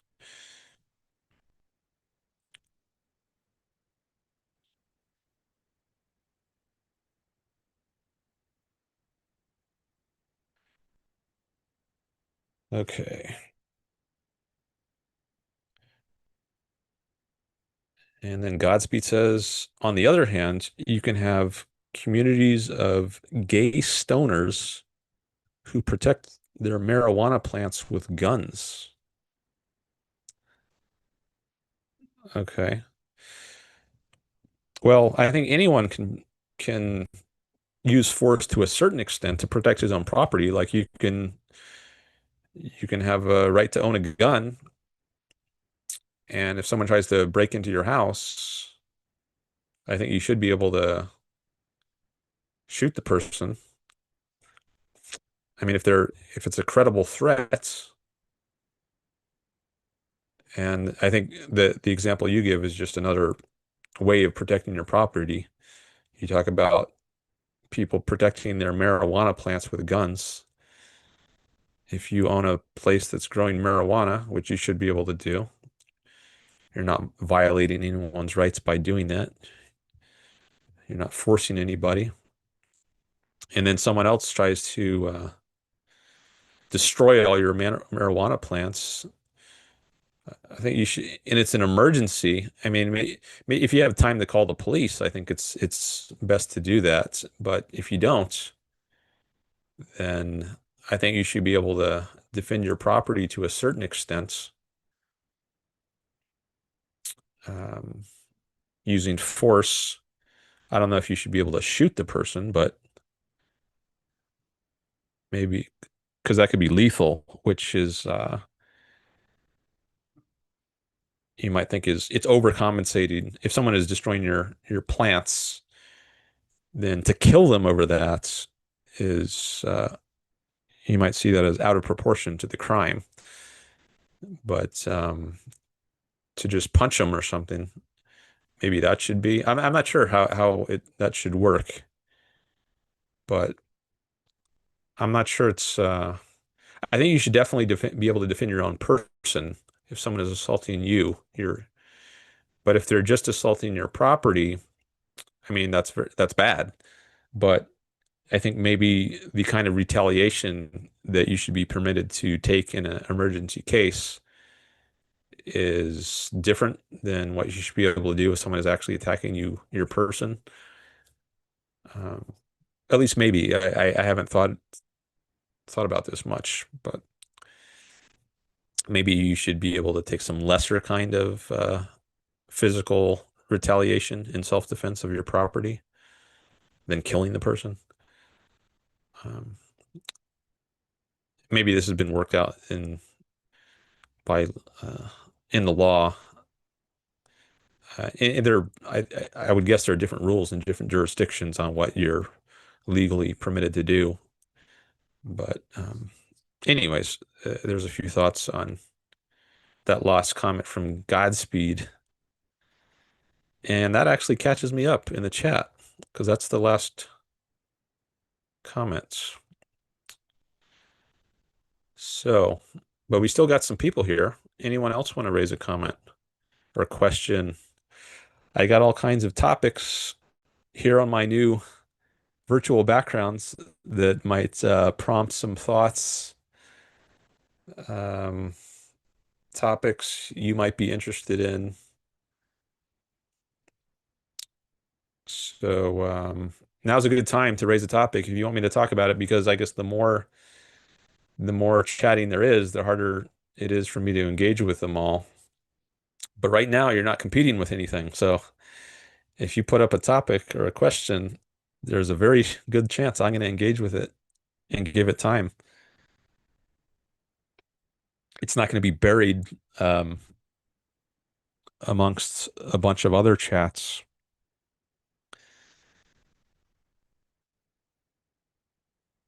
So I do have some other topics I can talk about. I could give you a reading update, and I could go to my Reddit thread, which I mentioned last time I might discuss. But as I said, I do want to give priority to people who are here watching live. So definitely jump in the chat if you want to have me talk about something.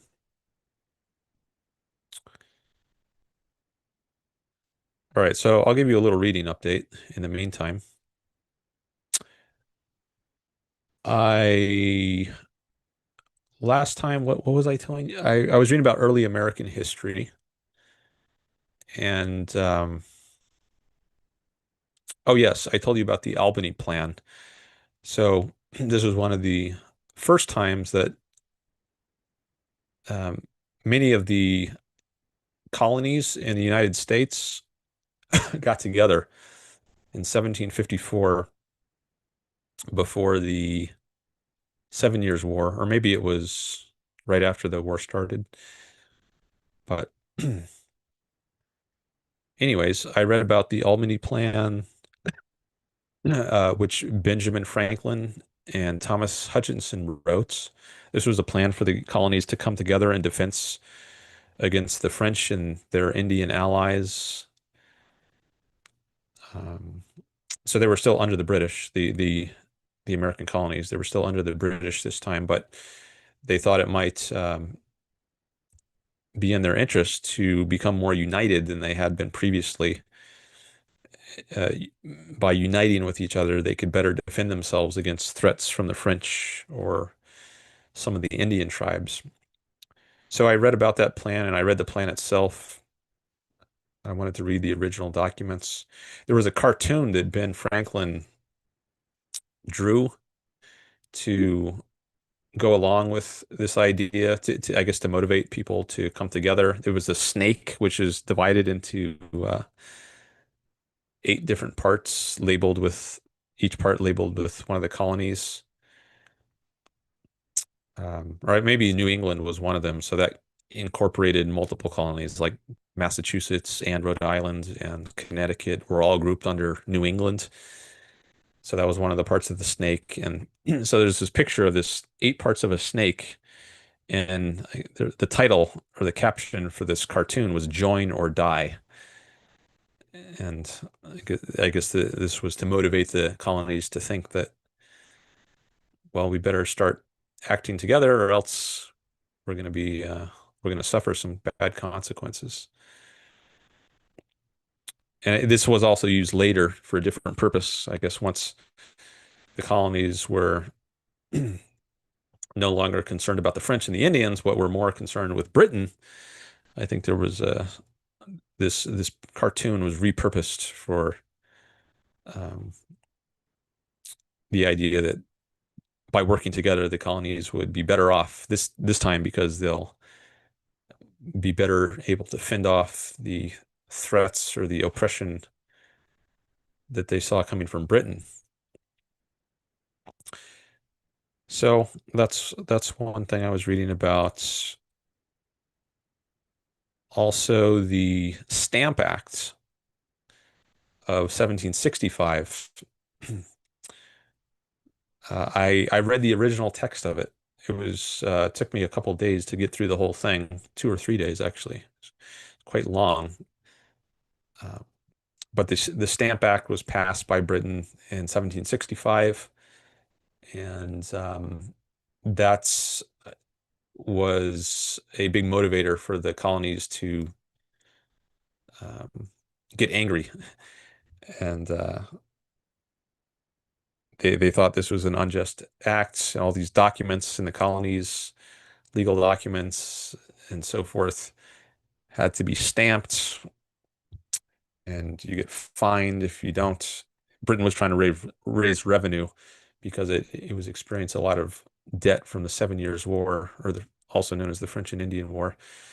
And so they passed this uh, Stamp Act, which imposed all these financial rules on the colonies. It was the first time the colonies were directly taxed as opposed to indirectly taxed, like through an import tax. There was the sugar tax, um, in the Sugar Act from the year before, 1764, but those would just be paid by importers.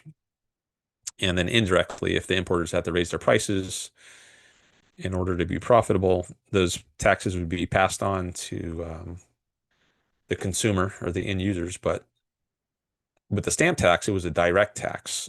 And it was the first time that a direct tax had been passed on the colonists by Britain. They had been taxed before by their own colonial assemblies, but not by the removed British mother government.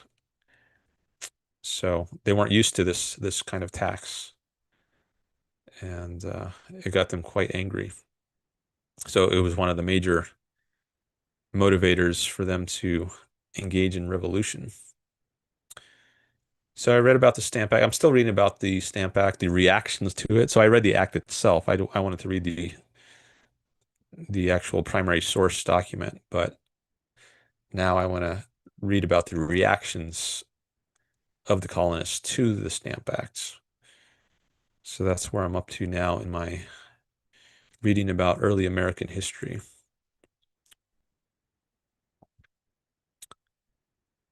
All right. Still don't have any new chats. So anyone want to jump in?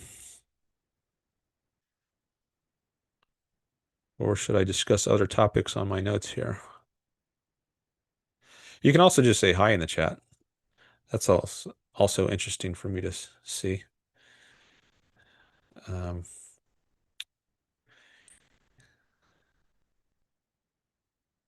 okay. I guess I'll go to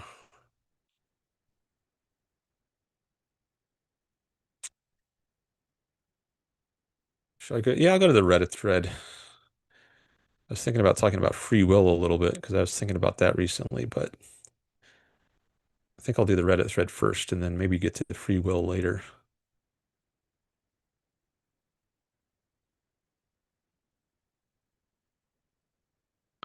So Reddit is a thread or a platform which I haven't used much, but I started using it some recently. And I started a thread 5 days ago, which I'm going to share here on my screen.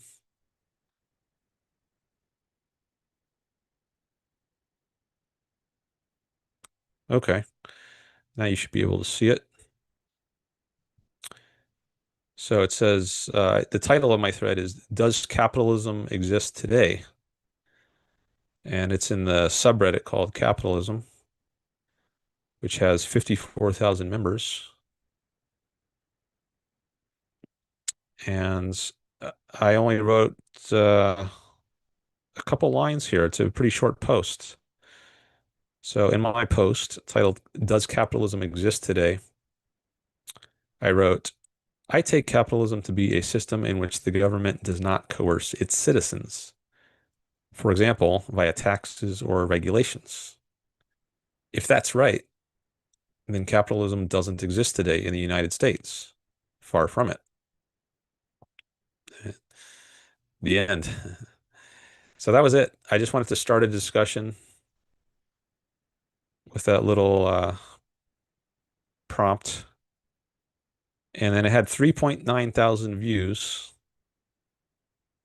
and 40 comments. So I thought I would go through at least some of the comments and maybe comment a little on this part where I got involved. So I think this was the sub-thread where I had the most to say. I don't know if So someone came in and said,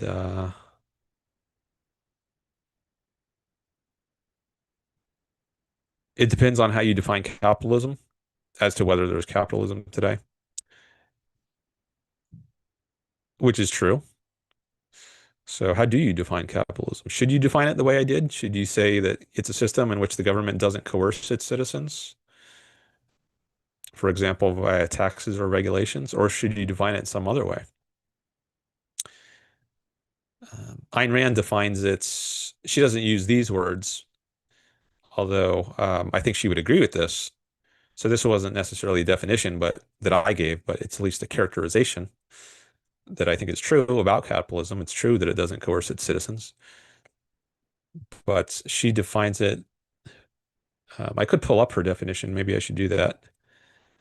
Um, Let me go to the Ayn Rand lexicon, make sure I get it right.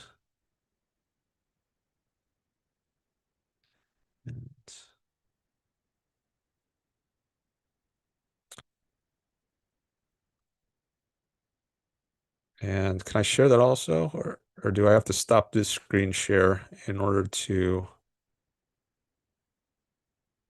um, share the new screen? Actually, maybe if I merge this into the Reddit window that I have, maybe now you can see it. I think that probably worked. Let me check. To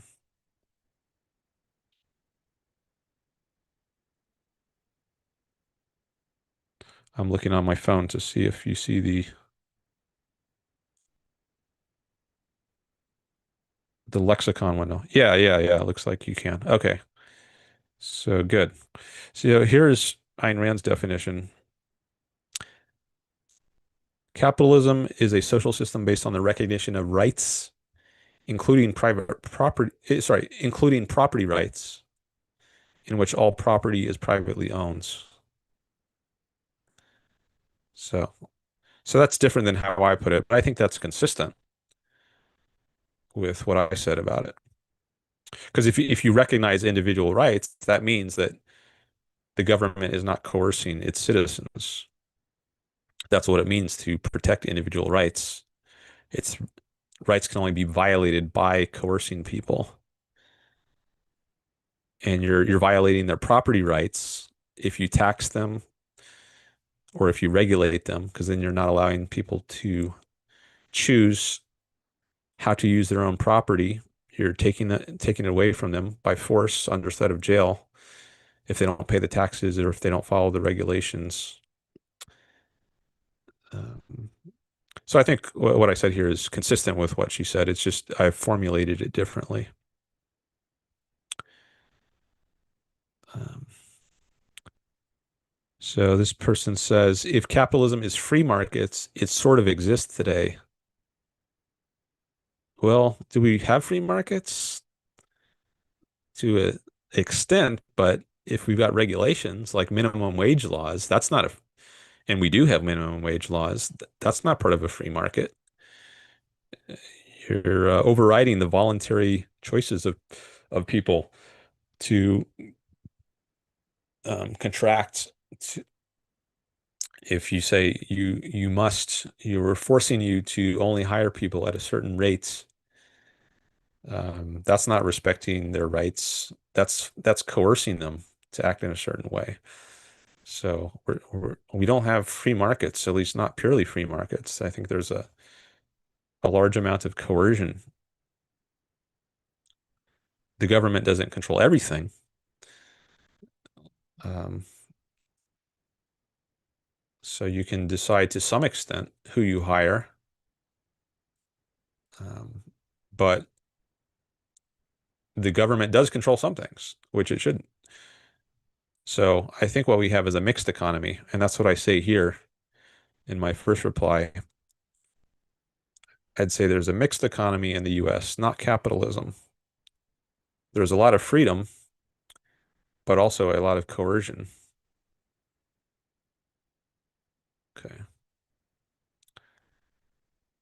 So you can choose which occupation to be in. You can choose to be a dentist or a computer programmer or a lawyer or a housekeeper.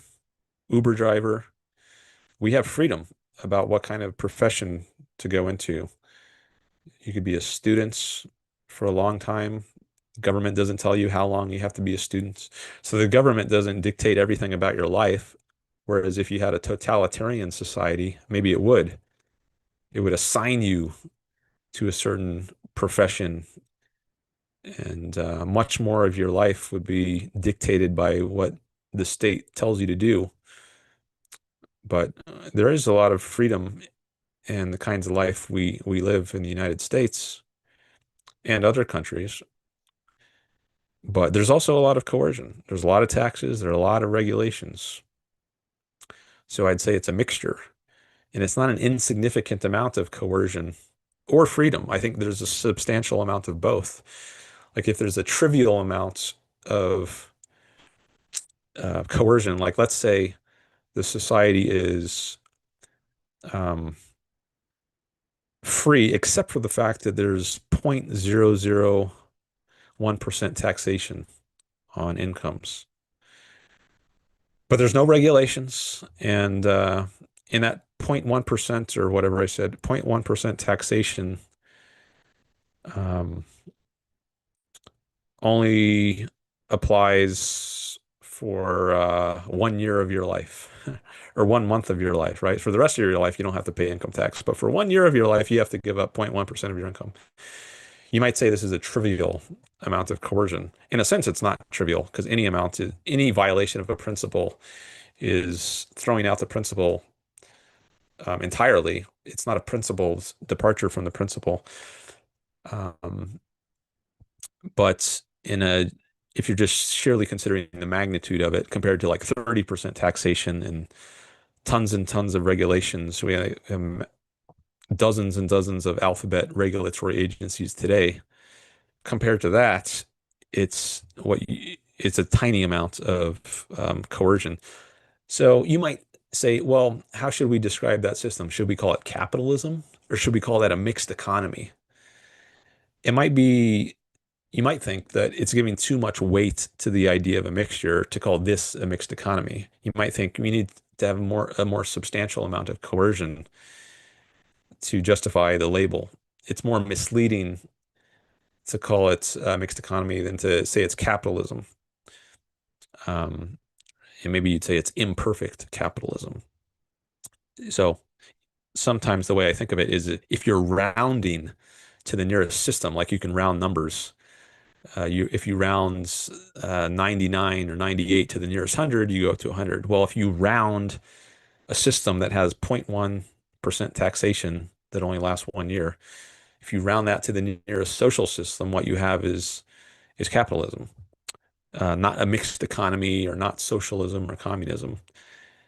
But I think we're not in that sort of position right now. I think there's a substantial amount of coercion and a substantial amount of freedom. So I think if you're rounding, so to speak, to the nearest system, I wouldn't call it capitalism. I also wouldn't call it socialism or communism. I call it a mixed economy because I think it's essentially mixed. There's a substantial amount of both freedom and of coercion. And I think I say something along these lines in another further down in this thread in reply to someone else, maybe this person who I blocked. Uh, Maybe you'll see why if I go through the full thread. But let me open this. He says, I think he's replying to me here. He says, this is just semantics. By this logic, socialism or communism never existed anywhere, either because it wasn't true communism. Or I didn't read that right. By this logic, socialism or communism never existed anywhere either, because it wasn't true communism. And I'm saying that, we don't, what we have today in the US isn't true capitalism. He's saying a similar argument could be made that there's never been true communism. And then he goes on, or she, I don't know I'll just say he for now. The US seeks to promote free trade, limited government, and protection for private property everywhere. And then there's multiple points in what this person says that I could respond to, but I often like to just pick out one point to keep it simple and clear rather than have a discussion that sprawls all over the place into a bunch of different topics. So I just made one point, which was meant to counter what he says here. He says the US seeks to promote free trade. And I say tariffs are anti-free trade because we've got tariffs in the United States, and Trump has been promoting tariffs a lot recently. And we've had tariffs not just starting with Trump, but going much further back. There was this Smoot-Hawley tariff in the, was that the 20s, around the time of the Great Depression.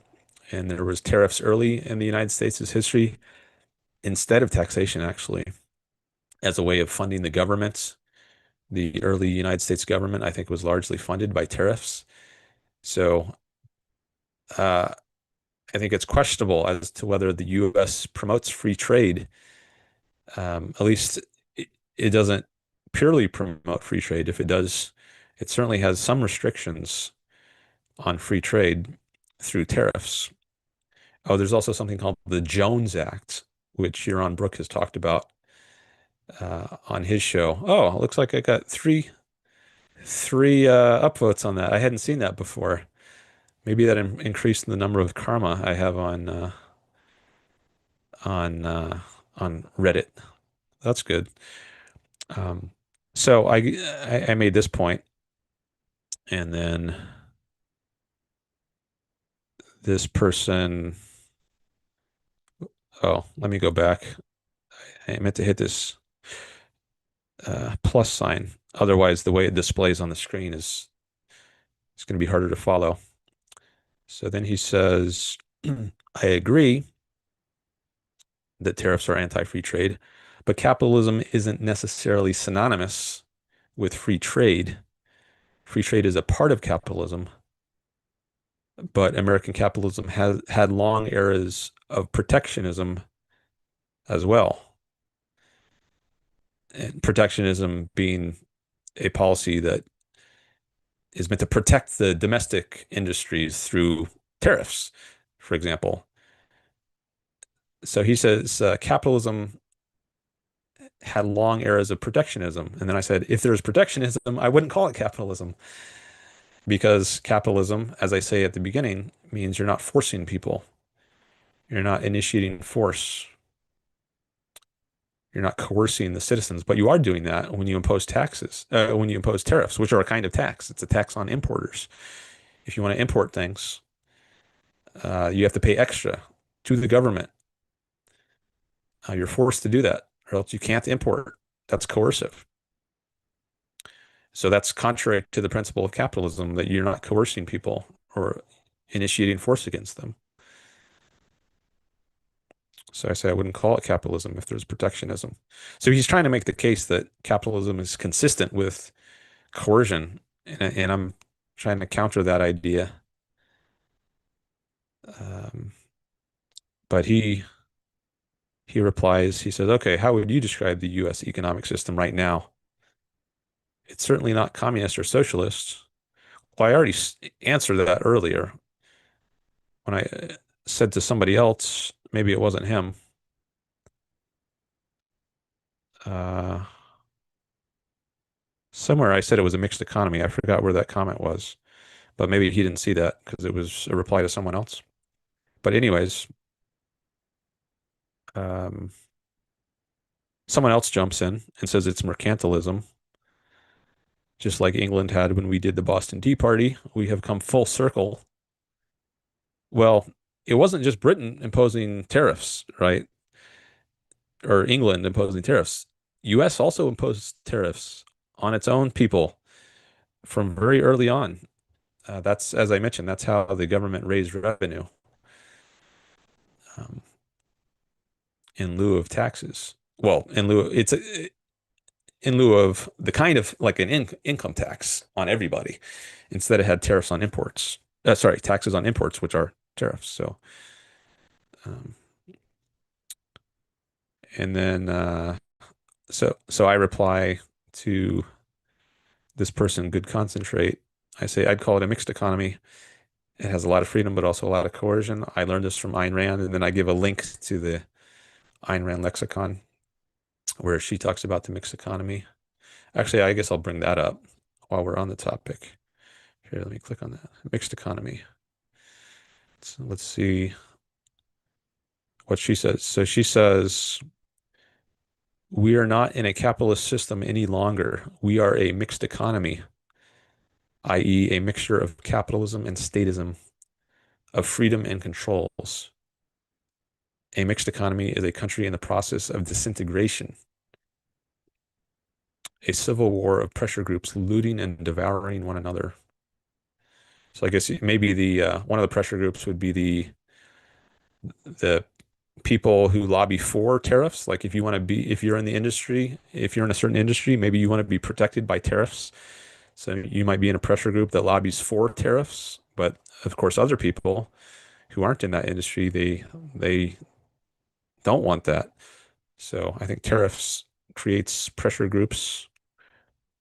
Um, but I think you should be able to compete on a free market or else go out of business. You have no right to coerce others in order for your own business to be protected. There's another thing here I that caught my attention. Ayn Rand says we are not a capitalist system any longer, which implies that we used to be. Um, However, I don't know that it would be right to say we ever were uh, a capitalist system. I know there's some article, I don't recall which article it is, in which Ayn Rand says even the 19th century was a mixed economy in the United States. So I think in important ways, the 19th century was more capitalist or is closer to capitalism, but it still was a mixed economy. Like there were subsidies for railroads, for example. So the government was favoring certain businesses by giving them subsidies to build railroads, um, some of which I think might not have even been built. Maybe it was just squandered. But anyways, there were government interference in the railroad industry, which Ayn Rand talks about in her book, Capitalism, the Unknown Ideal. And as I said, there's been tariffs. And then, of course, there was slavery, which is the hugest violation of individual rights through the early 19th century from the very beginning.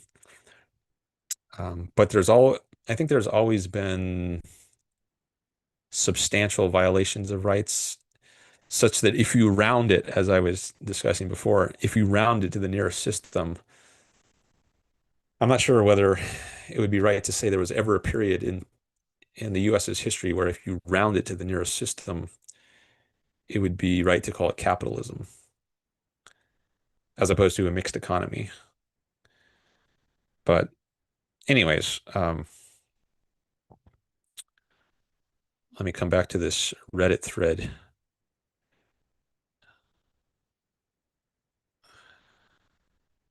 So, okay. Another comment from Good Concentrate. He says, for libertarians, everything is coercion. By this logic, literally every economy is a mixed economy. I think I heard Destiny say something like this. The streamer Destiny, he was kind of dismissive of the idea that it's wrong to call the US today a mixed economy as opposed to capitalism. He wants to call it capitalism. At least I heard him say this in one of his videos.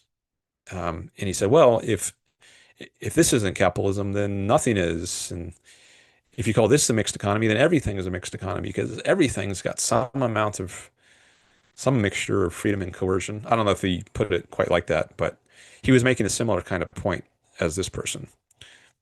Um, but I don't think that's right, that everything becomes a mixed economy. And I get to that point later in this thread.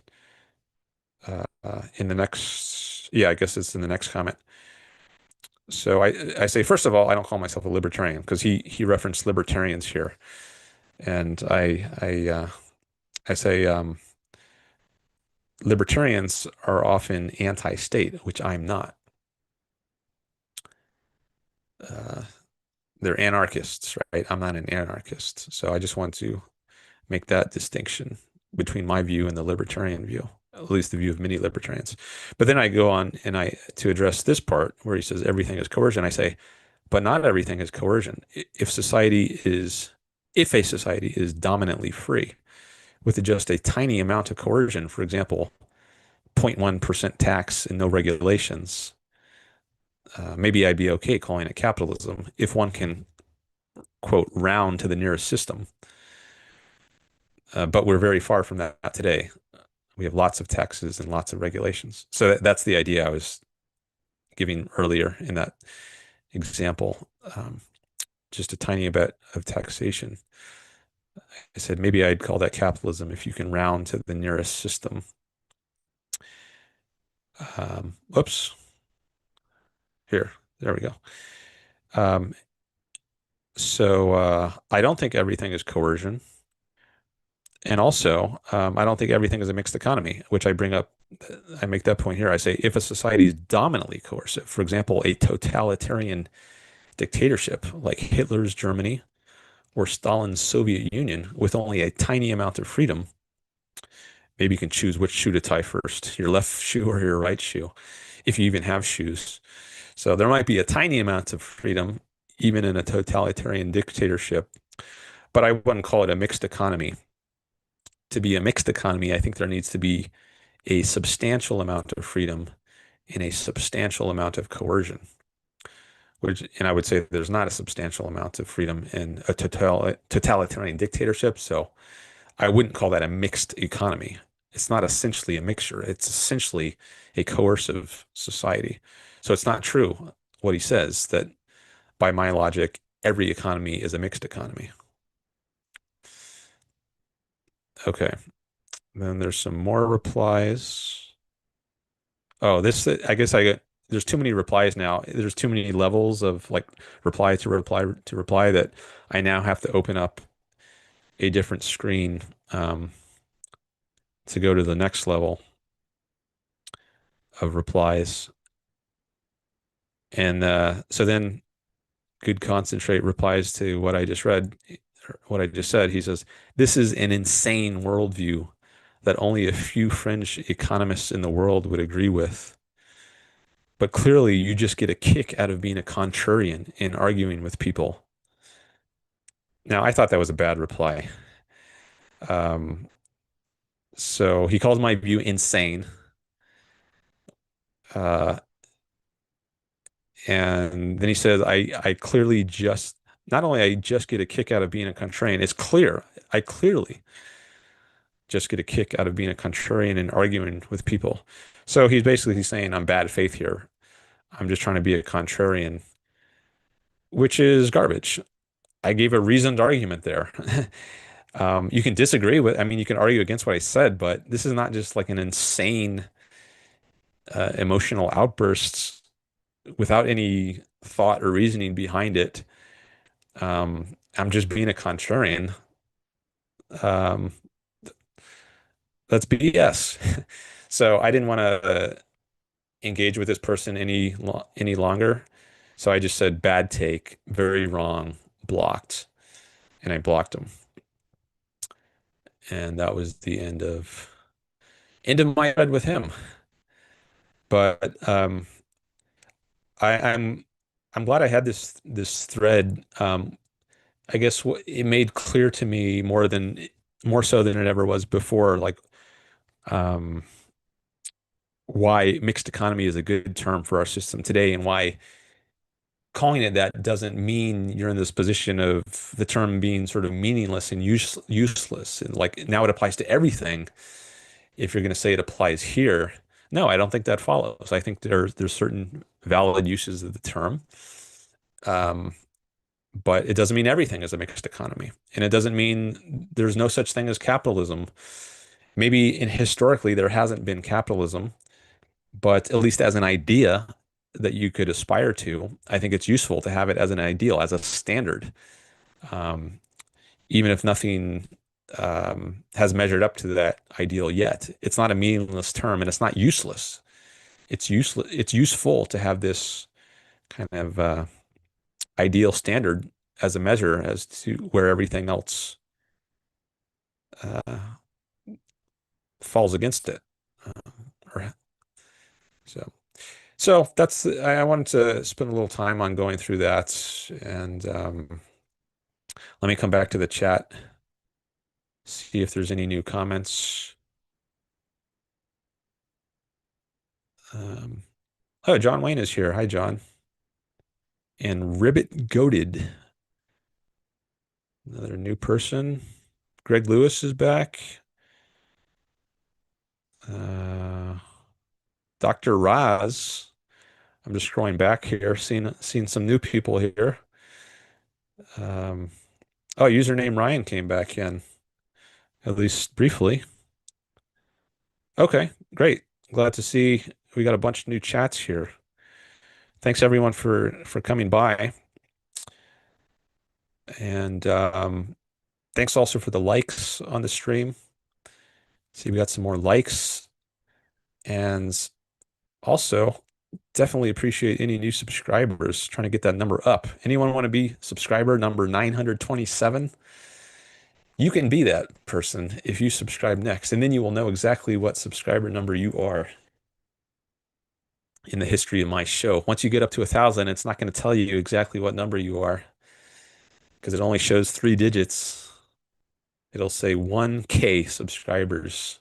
But now you can know exactly what subscriber, and you can be part of the elite group, the first 1,000. You want to be part of the first 1,000? Now's your chance. Uh, uh, Grab that spot before it's too late. And then you can say you were part of Dan's first 1,000 subscribers, as opposed to, one of his first million subscribers. It's that's a much easier group to get into. It's much harder to get into the select group of the first 1,000. So um, if you want to be in that group, then maybe now's the time to join. Maybe I'll create perks at some time for people who are part of the first 1,000 because I can see, at least if you're subscribed as, if you have your subscription set onto public, I can see who subscribes. Not everyone has that set. There's a way to change it in YouTube so that a content creator doesn't know if you subscribed. Um, but I guess at least if you do have your subscription status set to public and you subscribe, then I'll know it's you. And maybe I'll give my first 1,000 subscribers some kind of perk in the future. I don't know. Anyways, uh, oh, Greg says, darn, I should have wrote down what subscriber number I was. I don't know if you're a public subscriber. I can actually, there's one place I can look which might tell me quickly, at least give me an approximate idea of when you subscribed on my phone. It'll tell me, gives me an option to see my subscribers. I don't know if you appear here. How long ago was it approximately? Was it like within the last few weeks or was it like a few years ago? I don't even know if you're a public subscriber. That's another thing. Um, Free super chat perk. Oh yeah, maybe I could do a perk like that. Like instead of like maybe if I get to a point where I'm taking super chats. uh, oh, whoops. I think I accidentally subscribed to one of my subscribers. Uh, okay. Um, once I can take super chats, um, I guess I'll spend more time engaging with people who submit super chats, but maybe I can say if you're part of the first 1,000, I will give you a free super chat. Like I'll engage with your chat even if you're even if you didn't submit a super chat, but because you were part of the first 1,000, I'll answer your question for free. Um, I don't know. I'll think about something I could do. Um, Greg says he subscribed after I made the public announcement on Facebook. Okay, that was on August 1st. So that was fairly recently. That was just a little more than 2 weeks ago. So if I scroll back in my list of public subscribers, uh, I I guess you should appear towards the top of my list. Okay. Yeah, I don't see you, so I guess you're not a public subscriber, but I can give you an approximate range. So when I made that post on Facebook, so for anyone who doesn't know, on August 1st, I put a post on Facebook that says I have 869 subscribers. I need 1,000 to monetize my channel. Want to help me get there? Link is in the comments. So that was the post. And after I put that up, I got a lot of new subscribers, like more than I ever got before on a single day. I got 27 new people subscribing that day. Usually I get less than one subscriber in a day on average, but that day I got 27. So it helped out my subscriptions a lot. So you were one of those, maybe one of those 27 if you subscribed on the first day. So um, if you saw it the same day I posted it on August 1st, then you would have been somewhere from, I guess, subscriber number 870 through whatever is 26 more than that, 896. So you're subscriber number 870 through 896, because that would be 27 subscribers on the first day. So if you subscribed on a different day, maybe I could tell you what the range is because I keep track in a spreadsheet of how many subscribers I get on a given day. So if you give more information about when you subscribed, I can narrow it down for you some more, maybe. But that at least gives you an approximate idea. Um, of what your number is.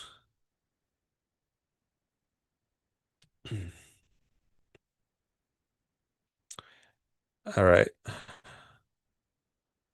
But I want to look at some more of these chats. Might need to take another break. When did I take my last break? What time was that? Oh, 3:53 it says. So that was a little more than an hour ago. Maybe I'll take another break soon. Um, oh, great. Getting more likes on the stream. Oh, I forgot to stop sharing. I should stop sharing there we go. My Reddit post was, my Reddit thread was still on the screen. Forgot about that. Um, so I saw we got several more likes on the stream. That's great. Thank you for that. And for anyone just joining, this is my new background. I've got all these topics, these concepts that are part of objectivism or have some kind of connection to objectivism. So I'm hoping that will stimulate some thoughts in the audience out there, topics you might be interested in talking about, hearing about, discussing, debating. Um, and there were a bunch more new chats I haven't looked at yet. If I don't have time to see them all during the stream today, then I'll try to read them afterwards, after the stream. But I think maybe I'll do one more segment today, take a break, and then do one more segment, and I'll look in the new chats during my last segment. Okay, that's what I think I'm going to do. I'll take another break now for, I guess like before, maybe 7 or 8 minutes, roughly. And then I'll come back, look at the new chats or as many of them as I can, and then maybe I'll end the show after that. But I invite you all to keep chatting. Uh, feel free to keep chatting, and hope to see you on the other side of the break. All right, bye.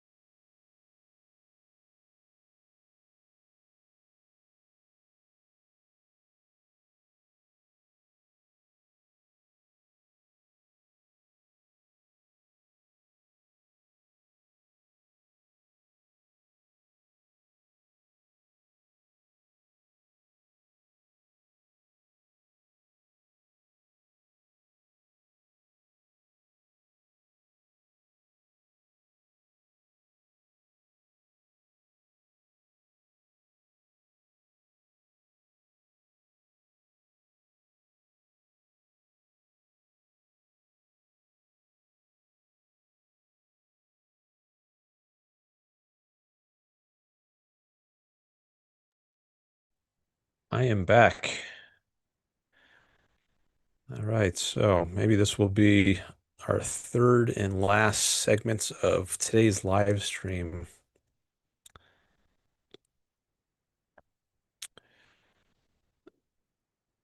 Okay, so let me go through some more of these chats.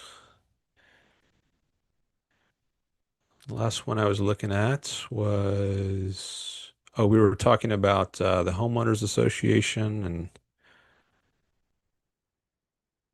rules versus laws. Okay. So I think I was up to, okay, yeah. 4:29 p.m. Pacific time. Dr. Raz says, "Hi, Dan. I don't have a question, just saying hi." All right. Hi, Dr. Raz. Thanks for coming by and thanks for saying hi. Username Ryan says, "Any future Sam Seder call-ins?" I don't know. I am not planning any, and I've discussed this before, my reasons why. And just briefly, it's because I'm not sure I want to engage with Sam, given that last time I called his show, he said he thinks maybe there's an argument for smearing Ayn Rand more. And if you want to, like said Ayn Rand is hypocritical for taking Social Security, and I've argued against that on his show multiple times, and I think he might have contradicted himself. Maybe after I called in once or twice about this, he said she wasn't hypocritical, but then reverted to saying she was. And it got to a certain point in his show where I said he was getting her view wrong. It's not her view that you shouldn't take Social Security. It's that there shouldn't be Social Security in the first place. But if there is such a system and you're forced to participate in it, then she has nothing against participating in it, so long as you oppose it morally and think like, we should get rid of this system.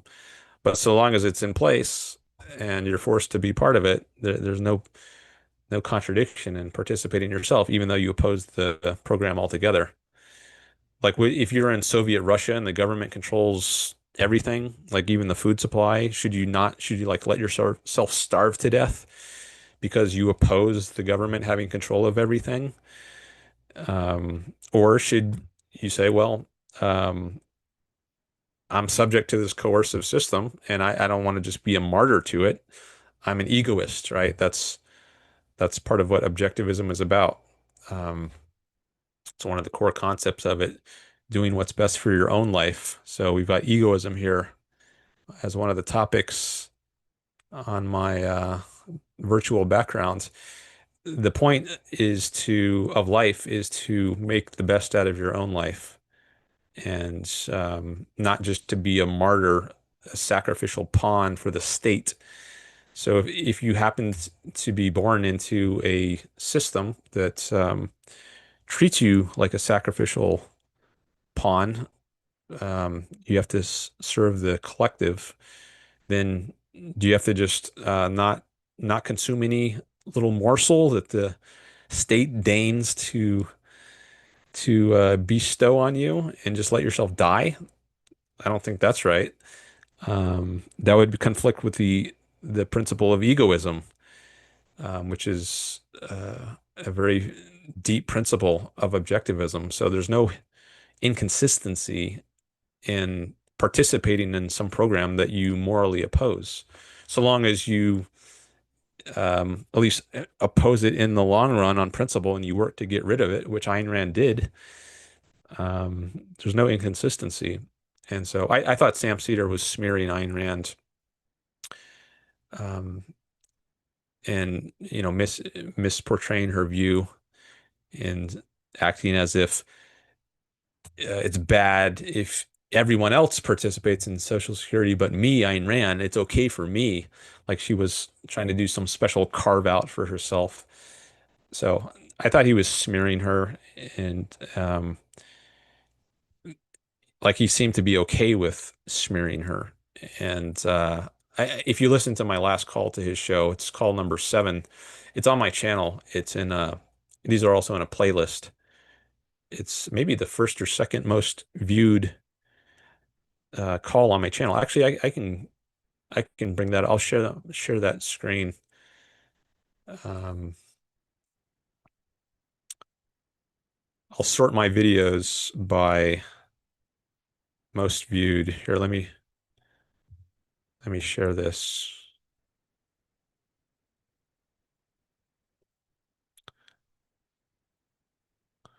Okay, so now you can see my channel. Um, there's my 926 subscribers. So if you want to be number 927, now's your chance. Okay, so if we go to there's the video you're watching right now going live, which I guess you can also see if you go to the live tab. Yeah. Um, but if you go to the videos tab, it shows my videos that were not live streamed. So there, you can sort by latest, popular, or oldest videos. So let's go. If I sort by, and I have how many videos now? 189 videos on my channel. If you sort by the most popular videos, here they are. So number 1 is the one I called Ridicule. Thoughts on my calls to the Majority Report with Sam Seder. It's almost got 3,000 views. And then the next one is A is A, the Law of Identity Part 2. My 5th call to the Majority Report with Sam Seder. And then number 3 is this one I was just talking about. Ayn Rand, Social Security, Hypocrisy, Smears. My 7th call to the Majority Report with Sam Seder. And then on the thumbnail, I've got him with this maybe alarmed look. Uh, and I'm calling him out from the phone line. I'm saying, "You're smearing her." Um, so if you listen to this video, you can hear that exchange that I was just describing. And based on how that exchange went, I'm not sure I want to have further exchanges. And I talk about that in a recent live stream. So you can also listen to that. And if you go to the description on my live stream, I think maybe you can find a timestamp so you don't have to search as much to find it.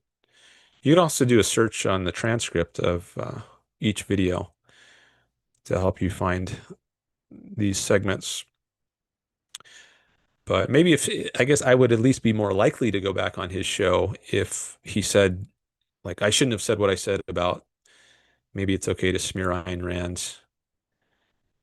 Um, that would make me more likely to go back. But uh, at least right now, I'm not planning to go back. But you can try to convince me I should. I have a certain limit on what I want to tolerate in the people I engage with. Um, and he might have crossed that line. He did at least temporarily cross the line for me. People can have their own ideas of where to draw the line. Let me come back to the chat.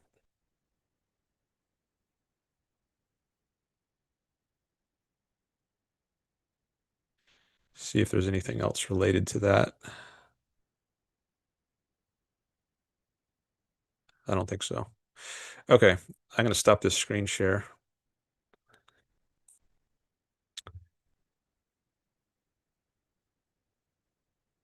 Okay, I don't know if he's still here, Dr. Raz, or oh, actually, that was username Ryan who had asked that question about any future Sam Seder call-ins.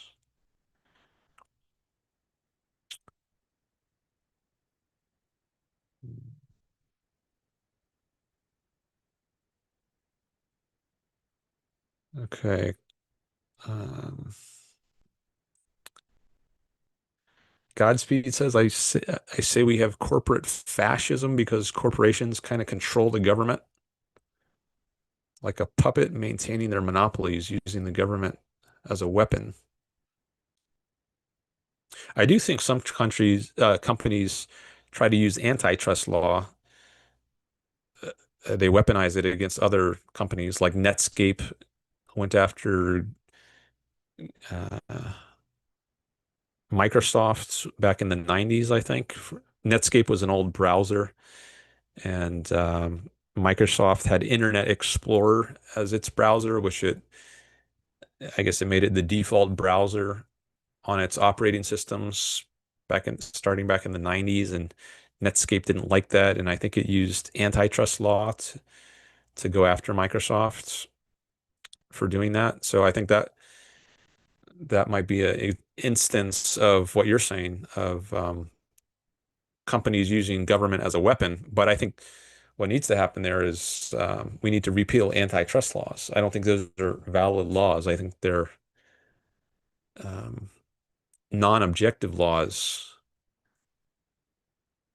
and then corporations won't be able to put pressure or lobby the government to use those laws against other corporations. Actually, let me go back to the lexicon, and I'll read a little of what Ayn Rand says about antitrust.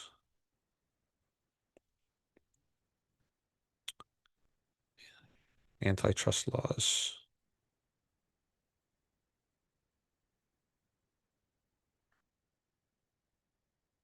Okay, I'm going to share this.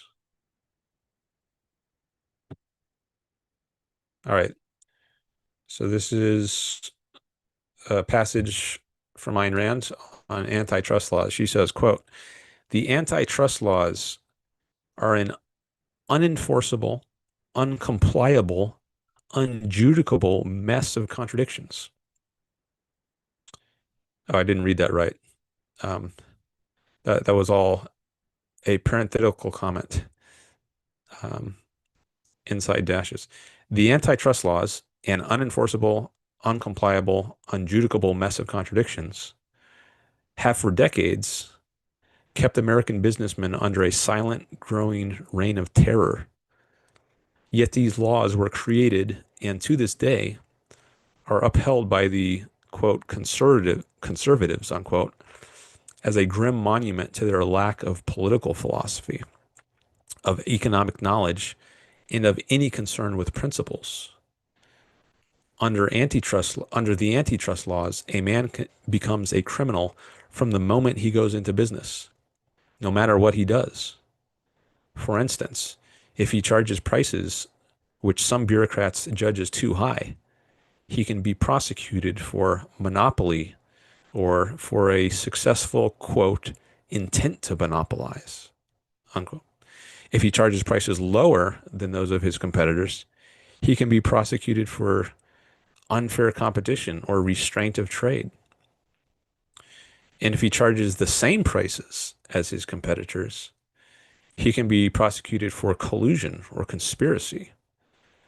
There's only one difference in the legal treatment accorded to a criminal or to a businessman. The criminal's rights are protected much more securely and objectively than the businessman's.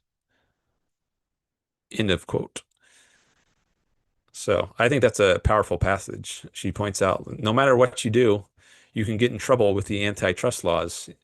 If you charge prices that are too high or too low or the same as your competitors, you can get in trouble. So no matter what you do, you're you're potentially opening yourself up to some kind of punishment.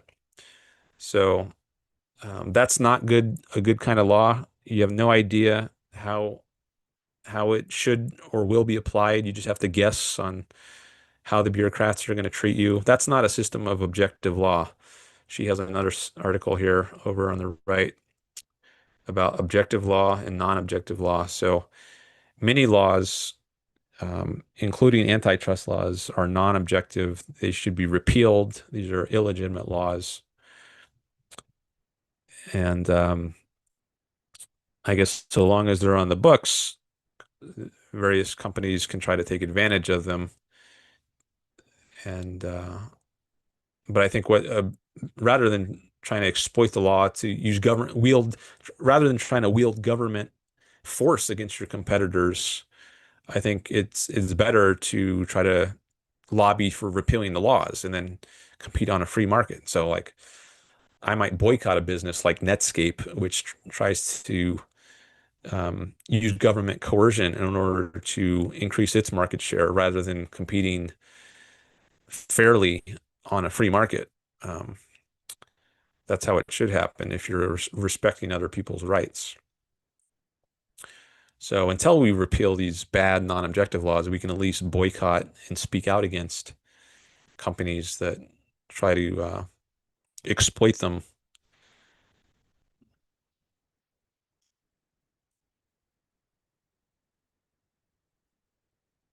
All right, where's my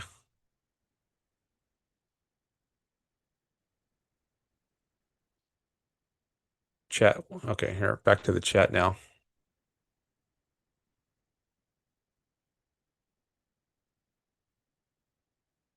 I'm going to stop the screen share.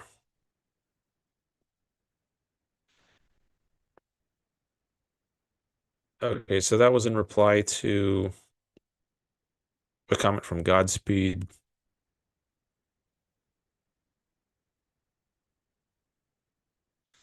And then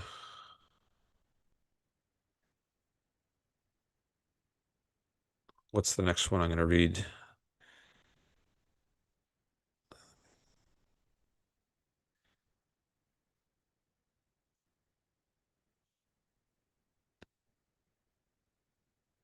Godspeed says, I like voluntarism. I mean, I guess covenant dues could be called taxes, except you can opt out.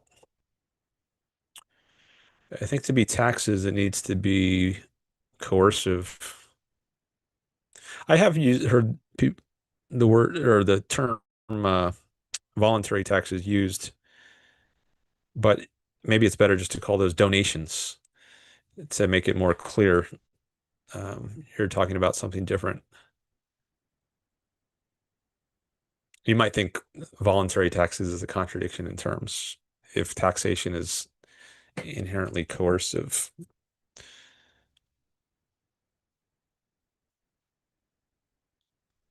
Ribbit Goaded says, do you believe faith is now unnecessary? I believe it's always unnecessary and it's always bad because it means believing in something without evidence. That's how I understand it, anyways. And it's never good to do that. It's always good to follow evidence, follow reason and logic. John says, why do so many people not recognize the term mixed economy? It's not as though it's a solely objectivist term. I first heard it from Ayn Rand. I don't know how widely it's used outside of the objectivist world. Um, but apparently someone like Destiny has heard of it and he's not in the objectivist world. I mean, he has read some Ayn Rand, but I think he said he only read Anthem and Atlas Shrugged, um, which I don't think the term mixed economy comes up there. So maybe he heard about it somewhere else. I mentioned him earlier in the stream as someone who thought it's wrong to use the term mixed economy for the US. It's and that the term becomes meaningless if you do that. And I argued against that. That's just a little prior context if you're joining the stream late. That's why I mentioned destiny, because this term came up in connection with a comment I made about him earlier. John says, people just label America capitalist. Yeah, many people do that. And I think that's a mistake. And it creates conceptual confusion to have these different concepts, mixed economy and capitalism, applied to the same sort of system. Uh, so I think one or the other should be chosen. And for reasons at least some of which reasons I've given earlier in the stream. I think mixed economy is a good term for it. Um, John says, um, people just label America capitalist, but no, the first word they go to is capitalist or social democracy. Redditors are very low quality, says John. Very low quality, says Godspeed, in agreement.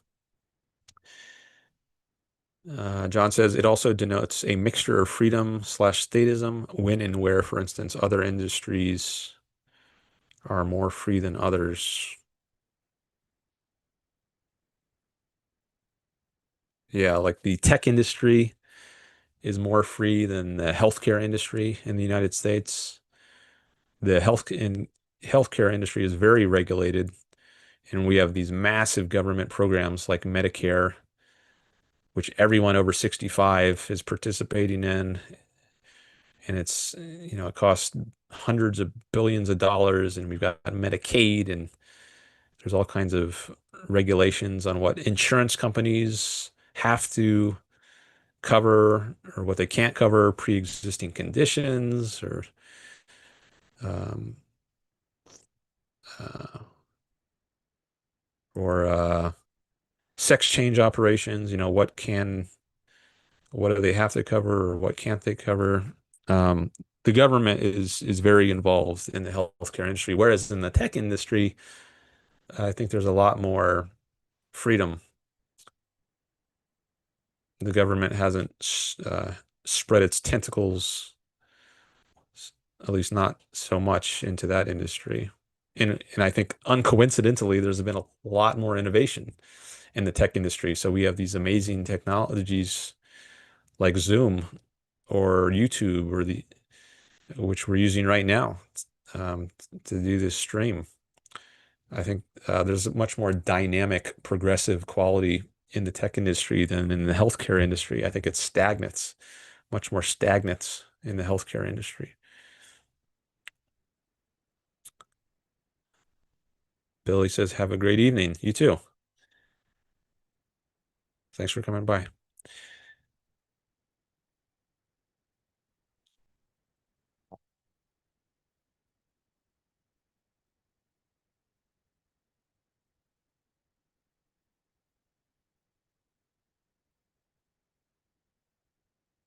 Greg says, oh, he's asking a question to Godspeed. Voluntarism, as in a more moderate libertarian position, i.e., not a Jeffersonian liberal.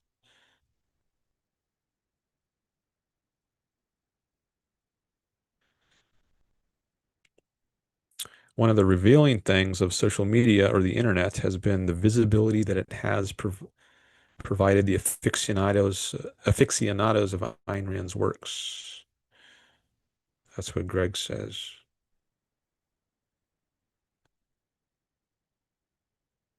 So it's given the people interested in Ayn Rand more visibility. It's certainly easier to find other people interested in Ayn Rand now that we've got the internet.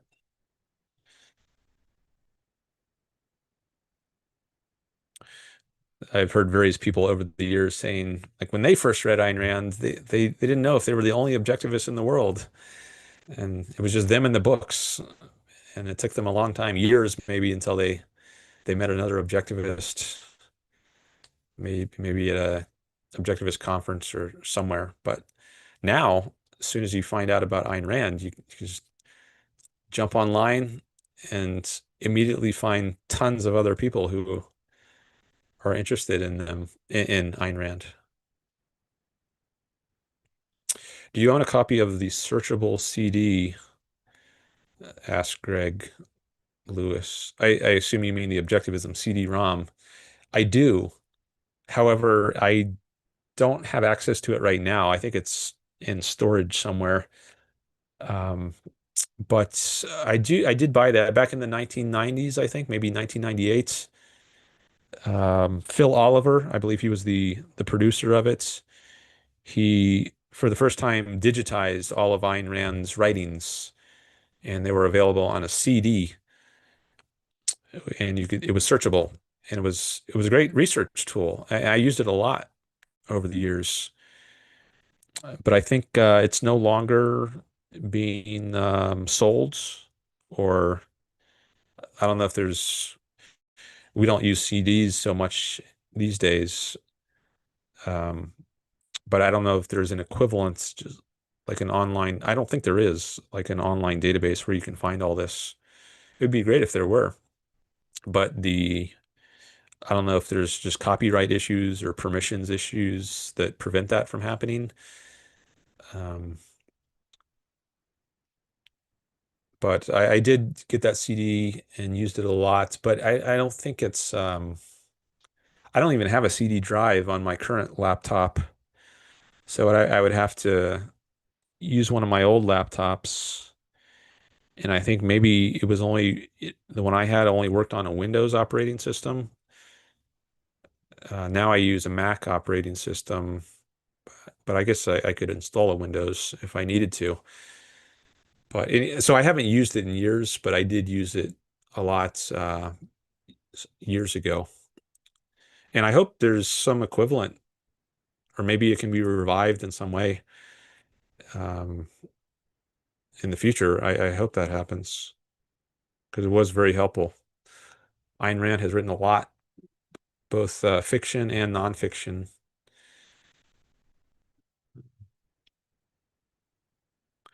Greg says, yes, sir, Phil Oliver. Most of them, I guess you mean most of her works. Yeah, there might be some things, some of her published writings, but at least I think the large majority of them were available on the CD-ROM. He says, correct, it's no longer on the market.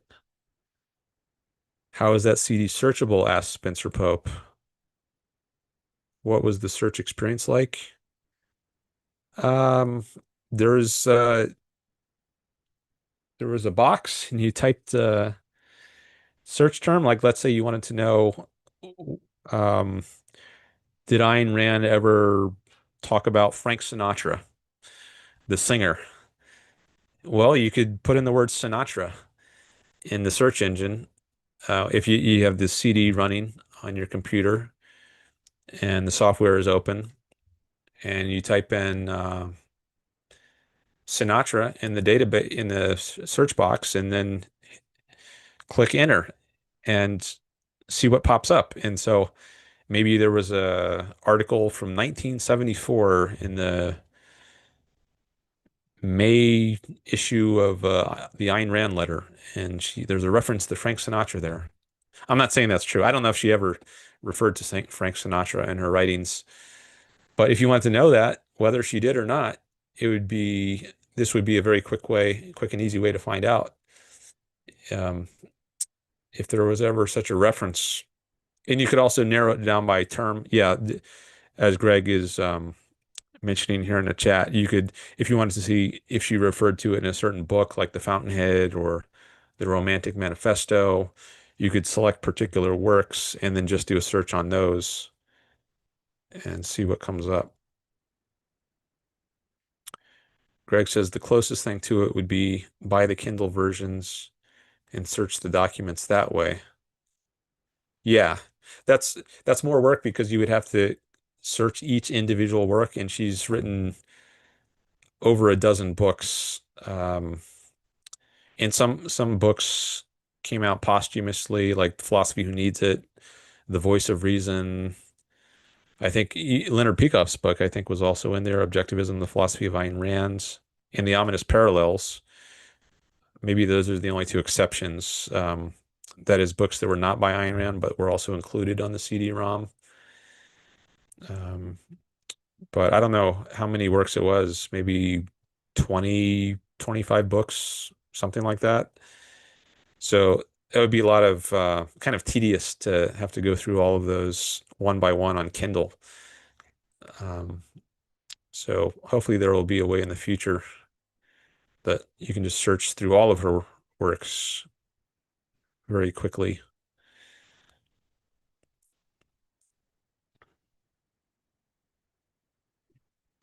All right. Well, that's the last chat. so far. And I think I'm going to end the stream now. But we've been going for how long? Over 3 hours now. Yeah, started at 2:30 Pacific. It's now 5:45 Pacific. Yeah, her notes were also included, says Greg, like the journals of Ayn Rand's. I think maybe the marginalia, like her marginal comments in certain books on other books. I think that was maybe one of the works included. The letters of Ayn Rand. Some of those are, they were edited volumes, so there's some discrepancies between the published editions of her journals and what you find in if you actually like go in the archives and look at her actual manuscript.